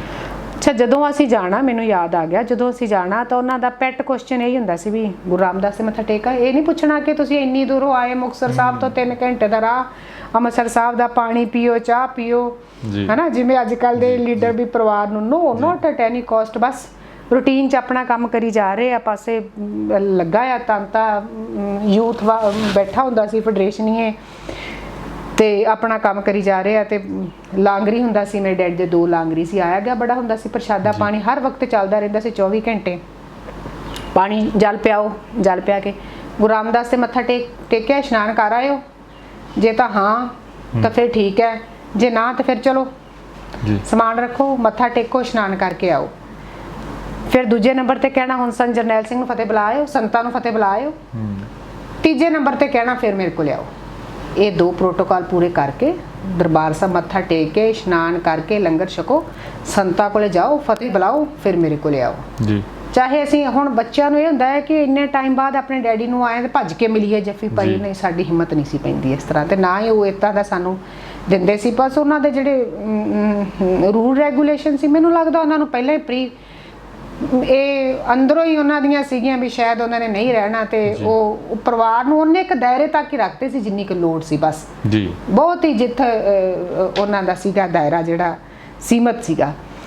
ਤੇ ਉਸ ਤੋਂ ਬਾਅਦ ਚ ਲਾਸਟ ਜਦੋਂ ਸਾਨੂੰ ਮਿਲਿਆ ਸੀ, ਕੁਝ ਦਿਨ ਪਹਿਲਾਂ ਗਏ ਸੀ ਸ਼ਹੀਦੀ ਦਿਹਾੜੇ ਵਾਸਤੇ, ਗੁਰੂ ਅਰਜਨ ਦੇਵ ਦੀ ਸ਼ਹੀਦੀ ਮੱਥਾ ਟੇਕਣ। ਮੇਰੀ ਉਮਰ ਉਦੋਂ 5-6 ਸਾਲ ਦਾ ਬੱਚਾ ਹੀ, ਜਿਹੜਾ ਮੈਂ ਕਦੇ ਕਦੇ ਸਕੂਲ ਜਾਂਦੀ ਹੁੰਦੀ ਸੀ ਪਿੰਡ ਦੇ ਇਦਾਂ ਬੈਠਣ ਨੂੰ, ਤੇ ਇਹ ਚਰਚਾ ਚੱਲਦੀ ਸੀ ਘਰ 'ਚ ਵੀ ਐਡਮਿਸ਼ਨ ਕਿੱਥੇ ਕਰਾਉਣੀ। ਉਦੋਂ ਨਾ ਪਿੰਡ ਵਿੱਚ ਅਸੀਂ, ਕਿਉਂਕਿ ਬਾਰ-ਬਾਰ ਖੇਤਾਂ 'ਚ ਘਰ ਸੀ, ਤੇ ਉਦੋਂ ਸਕੂਲ ਬੱਸਾਂ ਦਾ ਇੰਨਾ ਰੁਝਾਨ ਨਹੀਂ ਸੀ, ਹੋਸਟਲ 'ਚ ਬੱਚਿਆਂ ਨੂੰ ਪਾਉਂਦੇ ਹੁੰਦੇ ਸੀ। ਮੁਕਤਸਰ ਸਕੂਲ ਜਿੱਥੇ ਸਾਡੀ ਸਕੂਲਿੰਗ ਸ਼ੁਰੂ ਹੋਈ, Saint soldier convent school Tibbi Sahib ਦੇ ਨਾਲ, ਹੁਣ ਉੱਥੇ ਰੀਜਨਲ ਸੈਂਟਰ ਬਣਿਆ, ਉੱਥੇ ਹੋਸਟਲ 'ਚ ਪਾਇਆ ਸੀ ਮੈਨੂੰ ਨਰਸਰੀ 'ਚ। ਉਸ ਤੋਂ ਪਹਿਲਾਂ ਜਦੋਂ ਘਰ 'ਚ ਚਰਚਾ ਚੱਲਦੀ ਸੀ ਤੇ ਮੇਰੇ ਮਨ 'ਚ ਇਹ ਸੀ ਵੀ ਮੈਨੂੰ ਕਿਤੇ ਹੋਸਟਲ 'ਚ ਨਾ ਪਾ ਦੇਣ, ਉੱਥੇ ਤਾਂ ਰਾਤ ਰਹਿਣਾ ਪੈਂਦਾ, ਬੱਚੇ ਦੇ ਮਨ 'ਚ ਜਿਵੇਂ ਡਰ ਹੁੰਦਾ। ਮੈਂ ਜਿੱਦ ਕਰਦੀ ਸੀ ਵੀ ਮੈਂ ਅੰਮ੍ਰਿਤਸਰ ਪੜ੍ਹਨਾ, ਮੈਂ ਤਾਂ ਡੈਡੀ ਕੋਲੇ ਪੜ੍ਹਨਾ। ਮੇਰੀ ਹਮੇਸ਼ਾ ਇਹ ਜਿੱਦ ਹੁੰਦੀ ਸੀ ਵੀ ਮੈਂ ਇੱਥੇ ਪੜ੍ਹਨੇ ਪੈਣਾ, ਮੈਂ ਅੰਮ੍ਰਿਤਸਰ ਪੜ੍ਹਨੇ ਪੈਣਾ। 1 ਜੂਨ ਨੂੰ ਗੋਲੀ ਚੱਲੀ ਜੀ। ਅਸੀਂ ਜਿਵੇਂ ਕਮਰੇ 'ਚ ਸੀਗੇ, ਆਪਣੇ ਕਮਰੇ 'ਚ। 1 ਜੂਨ ਨੂੰ ਰੁਕ ਰੁਕ ਕੇ ਗੋਲੀ ਚੱਲਦੀ ਰਹੀ, ਰੁਕ ਰੁਕ ਕੇ। It was the testing fire. ਆਪਾਂ ਨੂੰ ਸਾਰਿਆਂ ਨੂੰ ਪਤਾ ਹੈ ਕਿ ਫੌਜ ਟੈਸਟ ਕਰ ਰਹੀ ਸੀ ਵੀ ਅੰਦਰੋਂ ਵਾਪਸ ਫਾਇਰ ਆਏਗਾ ਤਾਂ ਪਤਾ ਲੱਗ ਜੂ ਕਿ ਕਿਸ ਕਿਸਮ ਦੇ ਕਿੰਨੇ ਹਥਿਆਰ ਕਿੱਥੇ ਕਿਹੜੇ ਮੋਰਚਿਆਂ ਤੇ ਆ। ਇਹ ਉਹਨਾਂ ਦਾ ਸਿਸਟਮ ਹੁੰਦਾ ਕੋਈ ਫੌਜ ਦਾ। ਪਰ ਆਪਣੇ ਸਿੰਘਾਂ ਨੂੰ ਹਦਾਇਤ ਸੀ ਵੀ ਗੋਲੀ ਉਹਨਾਂ ਚਿਰ ਮਾਰਨੀ ਨਹੀਂ, ਕਿਉਂਕਿ ਸਾਡੇ ਕੋਲ ਹੈ ਕਿੰਨੀਆਂ ਕੁ ਸੀ, ਥੋੜਾ ਜਿਹਾ ਤੇ ਅਸਲਾ ਸੀ। ਤੇ ਸੰਤਾਂ ਦੀ, ਜਨਰਲ ਸ਼ਬੇਗ ਸਿੰਘ ਦੀ ਜਿਹੜਾ ਇਹ ਸਾਰੀ ਮੋਰਚਾਬੰਦੀ ਕੀਤੀ ਸੀ, ਉਹਨਾਂ ਨੂੰ ਇਹ ਸੀ ਗੋਲੀ ਉਦੋਂ ਚਲਾਉਣੀ ਹੈ ਜਦੋਂ 1 ਗੋਲੀ 'ਚ 3 ਬੰਦੇ ਆਉਣ, ਘੱਟੋ ਘੱਟ ਵਿੱਚ 2 ਤਾਂ ਮਰਨ ਹੀ ਮਰਨ। ਆਤਮ ਰੱਖਿਆ ਲਈ ਗੋਲੀ ਚਲਾਉਣੀ, ਨਾ ਕਿ ਹਮਲਾਵਰ ਹੋ ਕੇ। ਜਦੋਂ ਸਾਡੇ ਤੇ ਕੋਈ ਅਟੈਕ ਕਰਨ ਆਏਗਾ, ਅੰਦਰ ਆਏਗਾ, ਗੁਰੂ ਮਹਾਰਾਜ ਦੀ ਹਦੂਦ ਦੇ ਅੰਦਰ ਵੜਨਗੇ ਨਾ ਜੀ, ਫਿਰ ਅਸੀਂ ਛੱਡਣੀ ਨਹੀਂ, ਪਹਿਲ ਅਸੀਂ ਕਰਨੀ ਨਹੀਂ। ਸੋ 1 ਤਰੀਕ ਨੂੰ ਅੰਦਰੋਂ ਕੋਈ ਫਾਇਰ ਨਹੀਂ ਗਿਆ, ਰੁਕ ਰੁਕ ਕੇ ਗੋਲੀ ਹੁੰਦੀ ਰਹੀ, ਕਿਉਂਕਿ ਛੋਟੇ ਸੀ, ਥੋੜਾ ਜਿਹਾ ਸਹਿਮ ਵੀ ਜਾਂਦਾ ਬੱਚਾ ਜਦੋਂ ਗੋਲੀਆਂ ਦੀ ਆਵਾਜ਼ ਆਉਂਦੀ। ਅਸੀਂ ਬਾਹਰ ਨਹੀਂ ਨਿਕਲੇ। ਸ਼ਾਮ ਨੂੰ ਮੱਥਾ ਜ਼ਰੂਰ ਟੇਕ ਕੇ ਆਏ ਦਰਬਾਰ ਸਾਹਿਬ ਦੇ ਵਿੱਚ। 1-2 ਸਿੰਘ, ਮਹਿੰਗਾ ਸਿੰਘ ਬੱਬਰ ਹੋਣੀ ਸ਼ਹੀਦ ਹੋਏ, ਗੋਲੀਆਂ ਵੀ ਲੱਗੀਆਂ ਥੋੜੀਆਂ ਜਿਹਾ। ਬੜਾ ਮਤਲਬ ਇੱਕ ਡਰ ਭੈ ਜਿਹਾ ਵਾਲਾ ਮਾਹੌਲ, ਕਿਉਂਕਿ ਸੰਗਤ ਬੜੀ ਸੀ ਗੁਰੂ ਅਰਜਨ ਦੇਵ ਜੀ ਦੀ ਸ਼ਹੀਦੀ ਦਾ ਕਰਕੇ। ਮੈਨੂੰ ਹਾਲੇ ਵੀ ਯਾਦ ਹੈ ਵੀ ਸ਼ਾਮ ਨੂੰ ਆਰਤੀ ਤੋਂ ਬਾਅਦ ਅਸੀਂ ਕਮਰੇ ਵਿੱਚ ਆ ਕੇ ਬੈਠੇ। ਮੇਰੇ ਫਾਦਰ ਸਾਹਿਬ ਨਹੀਂ ਆਏ ਸਾਰਾ ਦਿਨ, 1 ਤਰੀਕ ਨੂੰ ਨਹੀਂ ਮਿਲੇ ਸਾਨੂੰ। 2 ਜੂਨ ਨੂੰ ਸਵੇਰੇ ਇਸ਼ਨਾਨ ਪਾਣੀ ਕਰਕੇ ਕਮਰੇ 'ਚ ਹੀ ਬੈਠੇ ਸੀ, ਕਰਫਿਊ 'ਚ ਢਿੱਲ ਦਿੱਤੀ ਸੀ ਜੀ, ਔਰ ਇਹ ਅਨਾਉਂਸਮੈਂਟ ਕੀਤੀ ਸੀ ਵੀ ਜਿਹਨੇ ਨਿਕਲਣਾ ਹੈ ਦਰਬਾਰ ਸਾਹਿਬ ਨੂੰ ਘੇਰਾ ਪੈ ਚੁੱਕਿਆ ਜੀ, ਫੌਜ ਕਿਸੇ ਵੀ ਵੇਲੇ ਜਿਹੜਾ ਹਮਲਾ ਕਰ ਸਕਦੀ, ਜਿਹਨੇ ਜਾਣਾ ਹੈ ਉਹ ਬਾਹਰ ਨਿਕਲ ਕੇ ਜਾ ਸਕਦਾ। ਕਰਫਿਊ 'ਚ ਢਿੱਲ ਦਿੱਤੀ ਜੀ 2 ਤਰੀਕ ਨੂੰ। ਮੇਰੇ ਫਾਦਰ ਸਾਹਿਬ ਕੋਈ 10 ਵਜੇ ਦਾ ਟਾਈਮ ਹੋਣਾ, ਕਮਰੇ 'ਚ ਆਏ ਬੜੇ ਕਾਲੀ। ਉਹਨਾਂ ਦੇ ਨਾਲ 3-4 ਗਨਮੈਨ ਸੀ। ਮੇਰੇ ਮਾਮਾ ਜੀ ਸਕੇ ਸੀ, ਉਹ ਵੀ ਸ਼ਹੀਦ ਹੋਏ ਨਾਲ, ਸ਼ਹੀਦ ਭਾਈ ਅਵਤਾਰ ਸਿੰਘ ਜੀ, ਉਹ ਵੀ ਸੀਗੇ ਨਾਲ। ਅੰਦਰ ਉਹ ਫਤਿਹ ਬੁਲਾ ਕੇ ਮੁੰਡੇ ਬਾਹਰ ਹੀ ਖੜ ਗਏ ਦਰਵਾਜ਼ੇ ਤੇ, ਡੈਡੀ ਸਾਡੇ ਲਾਗੇ ਆ ਕੇ ਬੈਠ ਗਏ। ਪੰਥ ਪ੍ਰਸਤੀ ਦੀ ਹੱਦ ਤੁਸੀਂ ਦੇਖੋ ਜੀ। ਵੀ ਉਹਨਾਂ ਨੂੰ ਇਹ ਸੀ ਵੀ ਮੇਰਾ ਪਰਿਵਾਰ ਇੱਥੋਂ ਚੱਲ ਜਾਏ ਤੇ ਮੈਂ ਜਿਹੜਾ ਕੰਮ ਕਰਨਾ ਮੈਂ ਫ੍ਰੀ ਹੋ ਕੇ ਕਰ ਲਾਂ। ਬਾਉਂਡ ਤਾਂ ਅੱਗੇ ਵੀ ਨਹੀਂ ਸੀ ਪਰਿਵਾਰ ਦੇ ਉਹ, ਪਰ ਉਹਨਾਂ ਨੂੰ ਇਹ ਸੀ ਵੀ ਇਹ ਜਿਵੇਂ ਕਹਿ ਦਿੰਦੇ ਹੁੰਦੇ ਨਾ ਵੀ ਇਹਨਾਂ ਦਾ ਨਿਬੇੜਿਆ ਵਾ। ਦੇਖੋ ਤੁਸੀਂ ਵੀ ਹਾਈਟਸ ਆਫ ਪੰਥ ਪ੍ਰਸਤੀ ਦੇਖੋ। ਮੈਂ ਪਹਿਲਾਂ ਹੀ ਇਹ ਗੱਲ ਹਾਈਟਸ ਆਫ ਲੀਡਰਸ਼ਿਪ ਦੀ ਕੀਤੀ ਹੈ ਵੀ ਜਿਹੜੀ ਪੰਥ ਪ੍ਰਵਾਨ ਦੀ ਲੀਡਰਸ਼ਿਪ ਡੈਡੀਕੇਟਡ 24 ਆਰ। ਉਹਨੂੰ ਇਹ ਨਹੀਂ ਆ ਵੀ ਮੈਂ ਆਪਣਾ ਆਪ ਬਚਾ ਲਾਂ, ਮੇਰੇ ਬੱਚੇ ਨੇ, ਮੇਰੀ ਵਾਈਫ ਆ, ਮੇਰਾ ਘਰ ਪਰਿਵਾਰ ਹੈ, ਮੈਂ ਆਪਣੇ ਆਪ ਨੂੰ ਸੇਫ ਰੱਖਾਂ। ਨਾਲੇ ਗਵਰਨਮੈਂਟ ਤਾਂ ਕਹਿੰਦੀ ਸੀ ਦੱਸੋ ਕੀ ਚਾਹੀਦਾ ਤੁਹਾਨੂੰ। ਸੰਤ ਜਰਨੈਲ ਸਿੰਘ ਨੂੰ ਆਫਰ ਦਿੰਦੀ ਸੀ, ਦੱਸੋ ਕਿਹੜੇ ਬੰਦੇ, ਭਾਈ ਅਮਰੀਕ ਸਿੰਘ ਨੂੰ ਚੀਫ ਮਿਨਿਸਟਰ ਬਣਾ ਲਓ ਤੇ ਤੁਸੀਂ ਜਿਹੜੀਆਂ ਮੰਗਾਂ ਮੰਨਦੇ ਹੋ ਮੰਨੋ ਤੁਹਾਡੀਆਂ, ਤੇ ਅਸੀਂ ਤੁਹਾਨੂੰ ਦੇਣ ਨੂੰ ਤਿਆਰ ਹਾਂ, ਦੱਸੋ। ਬਸ ਇੱਕੋ ਇੱਕ ਆਪਣੇ ਰਾਜਨੀਤਿਕ ਮੁੱਦੇ ਛੱਡ ਦਿਓ, ਧਾਰਮਿਕ ਮੁੱਦੇ ਸਾਰੇ ਮੰਨੇ। ਇੰਦਰਾ ਗਾਂਧੀ ਤਾਂ ਦਿੰਦੀ ਸੱਭਿਆਚਾਰਕ ਮੁੱਦੇ ਸਾਡੇ ਮੰਨਦੀ ਸੀ, ਸ਼ਰਤਾਂ ਸਾਡੀਆਂ ਧਾਰਮਿਕ ਸ਼ਰਤਾਂ ਸਾਰੀਆਂ ਮੰਨਦੀ ਸੀ। ਸਿਰਫ ਇੱਕ ਰਾਜਨੀਤਿਕ ਕਹਿੰਦੀ ਸੀ ਵੀ ਹਾਲੇ ਛੱਡ ਦਿਓ, ਸਰਕਾਰ ਬਣਾ ਲਓ, ਅਸੀਂ ਤੁਹਾਡੀ ਬਾਹਰੋਂ ਸਪੋਰਟ ਕਰਾਂਗੇ। ਪਰ ਹੁਣ ਕਿਉਂਕਿ ਗੁਰੂ ਦੇ ਸਿੰਘ ਸੀ ਨਾ, ਤੇ ਜਿਹੜੀਆਂ ਅਰਦਾਸਾਂ ਕੀਤੀਆਂ ਸੀ ਜੀ, ਉਹ ਤਾਂ ਪਿੱਛੇ ਨਹੀਂ ਸੀ ਹਟਣ ਵਾਲੇ। ਉਹ ਆਏ ਤੇ ਮੇਰੇ ਡੈਡੀ ਬੈਠ ਗਏ ਤੇ ਉਹ ਸਾਨੂੰ, ਜਿਵੇਂ ਮੇਰੇ ਮਦਰ ਨੂੰ ਕਿਉਰਿਓਸਿਟੀ ਜੀ ਹਾਲੇ ਵੀ ਮੈਨੂੰ ਧੁੰਦਲਾ ਯਾਦ ਆ ਵੀ ਪੁੱਛੀਏ ਵੀ ਗੋਲੀ ਕਿਉਂ ਚੱਲ ਰਹੀ ਹੈ ਜਾਂ ਕੀ ਹੋਇਆ। ਉਦੋਂ 1% ਵੀ ਮਨ ਵਿੱਚ ਇਹ ਨਹੀਂ ਸੀ ਵੀ ਇਹ ਗੋਲੀ ਜਿਹੜੀ ਰੁਕ ਕੇ ਚੱਲ ਰਹੀ ਹੈ, ਏਡਾ ਵੱਡਾ ਆਪਰੇਸ਼ਨ ਹੋਣ ਵਾਲਾ ਹੈ, ਜਾਂ ਵੀ ਸਰਕਾਰ ਕੁਝ ਇਸ ਤਰ੍ਹਾਂ ਦੀ ਹਰਕਤ ਕਰ ਸਕਦੀ ਹੈ ਵੀ ਸਾਡੇ ਤੇ ਸਾਡੀ ਸਰਕਾਰ ਹੀ ਚੜ੍ਹ ਆਊਗੀ। 1% ਵੀ ਇਸ ਤਰ੍ਹਾਂ ਦੀ ਸੋਚ ਨਹੀਂ ਸੀ, 1% ਵੀ। ਤੇ ਫਾਦਰ ਸਾਹਿਬ ਨੇ ਆਉਂਦੇ ਹਾਂਜੀ ਪ੍ਰਸ਼ਾਦਾ ਛਕਿਆ ਠੀਕ ਠਾਕ, ਤੇ ਕਹਿੰਦੇ ਵੀ ਬਹਿ ਜਾਓ ਇੱਥੇ, ਮੇਰੀਆਂ ਗੱਲਾਂ ਧਿਆਨ ਨਾਲ ਸੁਣੋ। ਮੇਰੇ ਦਾਦੀ ਜੀ ਬਹਿ ਗਏ ਸੀ, ਦੋਨੋਂ ਭੈਣਾਂ ਬਹਿ ਗਈਆਂ, ਸਾਨੂੰ ਆਪਣੀ ਗੋਦੀ 'ਚ ਬਿਠਾ ਲਿਆ ਦੋਵਾਂ ਭੈਣਾਂ ਨੂੰ, ਸੱਜੇ ਖੱਬੇ। ਮੇਰੇ ਮਦਰ ਬਹਿ ਗਏ।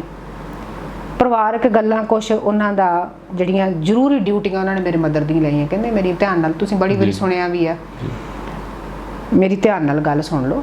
ਆਹ ਕੰਮ ਤੁਸੀਂ ਕਰਨੇ ਆ ਮੇਰੀਆਂ ਜ਼ਿੰਮੇਵਾਰੀਆਂ ਨੇ, ਤੁਸੀਂ ਮਗਰੋਂ ਨਿਭਾਉਣੀਆਂ। ਮੈਂ ਬਾਬਾ ਠਾਕਰ ਸਿੰਘ ਜੀ ਹੋਣਾ ਤੋਂ ਪੈਸੇ ਲਏ ਸੀ ਜਦੋਂ ਟਕਸਾਲ ਤੋਂ, ਜਦੋਂ ਜ਼ਮੀਨ ਲਈ ਆ, ਇਹ ਉਹਨਾਂ ਦੇ ਵਾਪਸ ਕਰਨੇ ਆ। ਮੇਰੇ ਤੇ ਕਰਜ਼ਾ ਦਮਦਮੀ ਟਕਸਾਲ ਦਾ, ਤੇ ਕਿਸੇ ਲੀਡਰ ਦੇ ਅੱਗੇ ਹੱਥ ਨਹੀਂ ਫਲਾਉਣਾ, ਕਿਸੇ ਦੀ ਈਨ ਨਹੀਂ ਮੰਨਣੀ, ਕਿਸੇ ਕੋਲੇ ਮੰਗਣਾ ਕੁਛ ਨਹੀਂ। ਗੁਰਬਾਣੀ ਪੜ੍ਹਨੀ ਹੈ ਦਿਨ ਰਾਤ, ਤੇ ਵਾਹਿਗੁਰੂ ਤੁਹਾਡੇ ਅੰਗ ਸੰਗ ਰਹਿਣਗੇ। ਤੁਹਾਡਾ ਕੰਮ ਕੋਈ ਨਹੀਂ, ਤੁਹਾਡੀ ਢਹਿੰਦੀ ਕਲਾ ਨਹੀਂ ਹੋਊਗੀ, ਚੜ੍ਹਦੀ ਕਲਾ ਹੀ ਹੋਊਗੀ। ਪੱਗ ਉੱਚੀ ਸੁੱਚੀ ਰੱਖਣੀ ਹੈ। ਇੱਕ ਉਹਨਾਂ ਨੇ ਬੜੇ ਜ਼ੋਰ ਦੇ ਕੇ ਗੱਲ ਕਹੀ ਵੀ ਮੇਰੀਆਂ ਬੇਟੀਆਂ ਨੂੰ ਪੜ੍ਹਾਉਣਾ ਜ਼ਰੂਰ ਹੈ, ਤੇਰੀ ਜ਼ਿੰਮੇਵਾਰੀ ਹੈ। ਮੇਰੇ ਮਦਰ ਨੂੰ ਕਹਿੰਦੇ ਇਹਨਾਂ ਨੂੰ ਮਾੜਾ ਮੋਟਾ ਨਹੀਂ ਪੜ੍ਹਾਉਣਾ, ਉੱਚ ਵਿੱਦਿਆ ਦਿਵਾਉਣੀ ਹੈ। ਉੱਚ ਵਿੱਦਿਆ ਦਿਵਾਉਣੀ ਹੈ ਕਿਉਂਕਿ ਮੇਰੇ ਡੈਡੀ ਆਪ ਬੜੇ ਸਕਾਲਰ ਸੀ, ਰਿਸਰਚ ਸਕਾਲਰ ਸੀ, PhD ਕਰ ਰਹੇ ਸੀ ਜਦੋਂ ਸ਼ਹਾਦਤ ਹੋਈ ਆ। ਗਿਆਨੀ ਮਹਿੰਦਰ ਸਿੰਘ, ਗਿਆਨੀ ਦਿੱਤ ਸਿੰਘ, ਮੂਲ ਸਿੰਘ, ਮਹਿੰਦਰ ਸਿੰਘ ਮੈਡਲ ਉਹਨਾਂ ਨੂੰ MA 'ਚ ਗੁਰੂ ਨਾਨਕ ਯੂਨੀਵਰਸਿਟੀ ਤੋਂ ਮੈਡਲਿਸਟ ਸੀਗੇ ਜੀ। ਔਰ ਸੰਤ ਕਰਤਾਰ ਸਿੰਘ ਦੇ ਵੇਲੇ ਸੰਘਰਸ਼ ਵਿੱਚ ਆਉਣ ਤੋਂ ਪਹਿਲਾਂ ਉਹਨਾਂ ਦਾ ਇਹ ਬੜਾ ਵੱਡਾ ਉਹਨਾਂ ਦਾ ਡ੍ਰੀਮ ਸੀ ਵੀ ਮੈਂ ਖਾਲਸਾ ਕਾਲਜ 'ਚ ਜਾਂ ਯੂਨੀਵਰਸਿਟੀ 'ਚ ਪ੍ਰੋਫੈਸਰ ਲੱਗਣਾ। ਇਹ ਉਹਨਾਂ ਦਾ ਡ੍ਰੀਮ ਸੀਗਾ। ਇਹ ਉਹਨਾਂ ਦੀਆਂ ਹੁਣ ਬੁੱਕਸ ਦਾ ਭੰਡਾਰ ਮੇਰੇ ਕੋਲ ਪਿਆ ਹੈ। ਆਈ ਡੂ ਸਰਚ ਵੈਨ ਆਈ, ਉਹਨਾਂ ਦੀਆਂ ਕੋਟੇਸ਼ਨਾਂ ਲਿਖੀਆਂ, ਕਿਤੇ ਨਾ ਕਿਤੇ ਅੰਡਰਲਾਈਨ ਕੀਤੀਆਂ ਹੁੰਦੀਆਂ ਜੀ। ਇਹ ਉਹ ਕਹਿੰਦੇ ਵੀ ਹੁੰਦੇ ਸੀਗੇ ਕਿ ਮੈਂ ਯੂਨੀਵਰਸਿਟੀ ਕੈਂਪਸ ਵਿੱਚ ਰਹਿਣਾ ਚਾਹੁੰਦਾ, ਮੈਂ ਪੜ੍ਹਾਉਣਾ ਚਾਹੁੰਦਾ ਜੀ। ਉਹ ਉਹਨਾਂ ਨੇ ਆਪਣੀ ਮੇਰੇ ਮਦਰ ਨੂੰ ਕਹਿੰਦੇ ਵੀ ਮੇਰੀ ਇੱਛਾ ਹੈ ਹੋਰ ਭਾਵੇਂ ਜ਼ਿੰਦਗੀ ਦੇ ਸਾਰੇ ਕੰਮ ਰਹਿ ਜਾਣ, ਪਰ ਬੇਟੀਆਂ ਨੂੰ ਜ਼ਰੂਰ ਪੜ੍ਹਾਉਣਾ ਹੈ। ਜੇ ਇਹ ਪੜ੍ਹ ਗਈਆਂ, ਇਹਨਾਂ 'ਚੋਂ ਮੇਰੇ ਸੰਸਕਾਰ, ਮੇਰਾ ਖੂਨ ਆਪੇ ਹੀ ਝਲਕੂਗਾ। ਇਹਨਾਂ ਨੇ ਆਪਣੇ ਬਾਪ ਦੀ ਆਪ ਹੀ ਗੱਲ ਕਰ ਲੈਣੀ ਹੈ ਜੀ। ਮੇਰੇ ਮਦਰ ਦਾ ਜਿਵੇਂ ਨਾ ਇਹ ਗੱਲਾਂ ਸੁਣ ਕੇ ਇੱਕਦਮ ਬੰਦਾ ਹੈਰਾਨੀ 'ਚ ਹੁੰਦਾ, ਕਹਿੰਦੇ ਮੈਂ ਇਕੱਲੀ ਨੇ ਕੀ ਪੜ੍ਹਾਉਣਾ, ਤੁਸੀਂ ਕਿੱਥੇ ਜਾਣਾ, ਸਲਾਹ ਨਾਲ ਹੀ ਹੋਣਾ ਬੱਚਿਆਂ ਦੀ ਪੜ੍ਹਾਈਆਂ ਲਿਖਾਈਆਂ। ਚਲੋ ਅਸੀਂ ਇੱਥੇ ਰਵਾਂਗੇ ਨਹੀਂ, ਰਹਿੰਦੇ ਨਹੀਂ ਆ, ਪਰ ਇਹ ਹੈ ਇਹ ਮੁੱਦਿਆਂ ਦੇ ਜਿਹੜੇ ਫੈਸਲੇ ਨੇ ਮਾਂ-ਬਾਪ ਇਕੱਠੇ ਮਿਲ ਕੇ ਕਰਦੇ ਨੇ। ਸੰਸਾਰਕ ਇਸ ਤਰ੍ਹਾਂ ਹੀ ਚੱਲਦਾ ਹੈ ਸੰਸਾਰ। ਜਦੋਂ ਮੇਰੇ ਮਦਰ ਨੇ ਕਿਹਾ ਵੀ ਤੁਸੀਂ ਕਿੱਥੇ ਜਾਣਾ, ਤੇ ਕਹਿੰਦੇ ਵੀ ਮੈਂ ਸ਼ਹੀਦ ਹੋ ਜਾਣਾ, ਅਸੀਂ ਸ਼ਹੀਦ ਹੋ ਜਾਣਾ। 2 ਤਰੀਕ ਦੀ ਗੱਲ ਹੈ, ਬਿਲਕੁਲ 2 ਤਰੀਕ ਦੀ ਗੱਲ ਹੈ। ਕਹਿੰਦੇ ਵੀ ਜਿੱਥੋਂ ਜਿਹੜੀਆਂ ਰੋਜ਼ ਅਰਦਾਸਾਂ ਕਰਦੇ ਸੀ ਨਾ ਗੁਰੂ ਸਾਹਿਬ ਦੇ ਚਰਨਾਂ 'ਚ, ਉਹ ਟਾਈਮ ਆ ਗਿਆ। ਹੁਣ ਸ਼ਹੀਦੀ ਤਾਂ ਟੱਲ ਆ, 13 ਨਿਤਨੇਮ ਕਹਿੰਦੇ ਮੇਰੇ ਨਾਲ ਜ਼ਿਆਦਾ। ਤੁਸੀਂ ਸ਼ਾਇਦ ਮੇਰੇ ਮਦਰ ਦੇ ਦਰਸ਼ਨ ਨਹੀਂ ਕੀਤੇ ਜੀ। ਮੇਰੇ ਮਦਰ ਦਾ ਜੀਵਨ ਇੱਕ, ਮੈਂ ਕਹਿੰਦੀ ਹਾਂ ਵੀ ਇੱਕ ਸੰਤ ਦੇ ਜੀਵਨ ਨਾਲੋਂ ਘੱਟ ਨਹੀਂ। ਮੇਰੇ ਰੋਲ ਮਾਡਲ ਮੇਰੀ ਮਦਰ ਹੈ ਜੀ। ਇੰਨਾ ਕੁ ਸਿਮਰਨ ਤੇ ਇੰਨਾ ਕੁ ਉੱਚਾ ਸੁੱਚਾ ਜੀਵਨ ਆ, ਉਹਨਾਂ ਦਾ ਫਰੂਟ ਹੀ ਸਾਨੂੰ, ਅਸੀਂ ਅੱਜ ਉਹਨਾਂ ਦਾ ਹੀ ਫਰੂਟ ਖਾ ਰਹੇ ਹਾਂ ਜੀ। ਮੇਰੇ ਡੈਡੀ ਨੇ ਬਚਨ ਕੀਤਾ ਸੀਗਾ ਵੀ ਮੇਰੇ ਬੱਚਿਆਂ ਦੀ ਉੱਚ ਵਿੱਦਿਆ ਹੋਵੇ, ਚੰਗੇ ਅਹੁਦਿਆਂ ਤੇ ਹੋਣ, ਸਿੱਖੀ ਵਾਲੇ ਕਾਰਜ ਕਰਨ, ਤੇ ਸਿੱਖ ਵਿਦਵਾਨ ਤੇ ਸਿੱਖ ਅਫਸਰ ਬਣਨ। ਇਹ ਮੇਰੀ ਇੱਛਾ ਹੈ। ਤੇ ਜਿਹੜੀਆਂ ਕੁਰਸੀਆਂ ਕਾਸੀਆਂ ਡੈਜ਼ਿਗਨੇਸ਼ਨ ਨੇ ਨਾ, ਇਹ ਉਹਨਾਂ ਦੇ ਬਚਨ ਨੇ। ਸ਼ਹੀਦਾਂ ਦੇ ਬਚਨ ਜਿਹੜੇ ਨਾ, ਇਹ ਟੱਲ ਹੁੰਦੇ ਆ, ਨਹੀਂ ਮੋਸੋ ਗਰੀਬ ਕਰੋੜ ਪਰੇ। ਇਹ ਸਾਡੀ ਕੋਈ ਆਪਣੀ ਕਾਬਲੀਅਤ ਨਹੀਂ ਹੈ, ਇਹ ਉਹਨਾਂ ਦੇ ਬਚਨ ਤੇ ਮੇਰੀ ਮਾਤਾ ਦੀ ਕੁਰਬਾਨੀ ਹੈ। ਦੇਖੋ ਮੈਂ ਆਪਣੇ ਬਾਪ ਨੂੰ ਜੂਨ 1984 'ਚ ਸ਼ਹੀਦ ਹੋ ਗਏ, ਮੰਨ ਲਿਆ, ਜਰ ਲਿਆ। ਹੌਲੀ ਹੌਲੀ ਜਿਵੇਂ ਬੰਦਾ ਢੀਠ ਹੋ ਜਾਂਦਾ ਵੇਖੋ ਵੇਖੀ, ਪਰ ਮੈਂ ਆਪਣੇ ਮਦਰ ਦੀ ਸ਼ਹਾਦਤ ਨੂੰ ਨਹੀਂ ਭੁੱਲ ਸਕਦੀ। ਉਹ ਰੋਜ਼ ਸ਼ਹੀਦ ਹੋਏ। ਜਿਹੜਾ ਜੂਨ 1984 ਦੇ ਬਾਅਦ ਦਾ ਟਾਈਮ ਸੀ ਨਾ, ਉਹਨਾਂ ਨੂੰ ਮੈਂ ਰੋਜ਼ ਸ਼ਹੀਦ ਹੁੰਦੇ ਦੇਖਿਆ।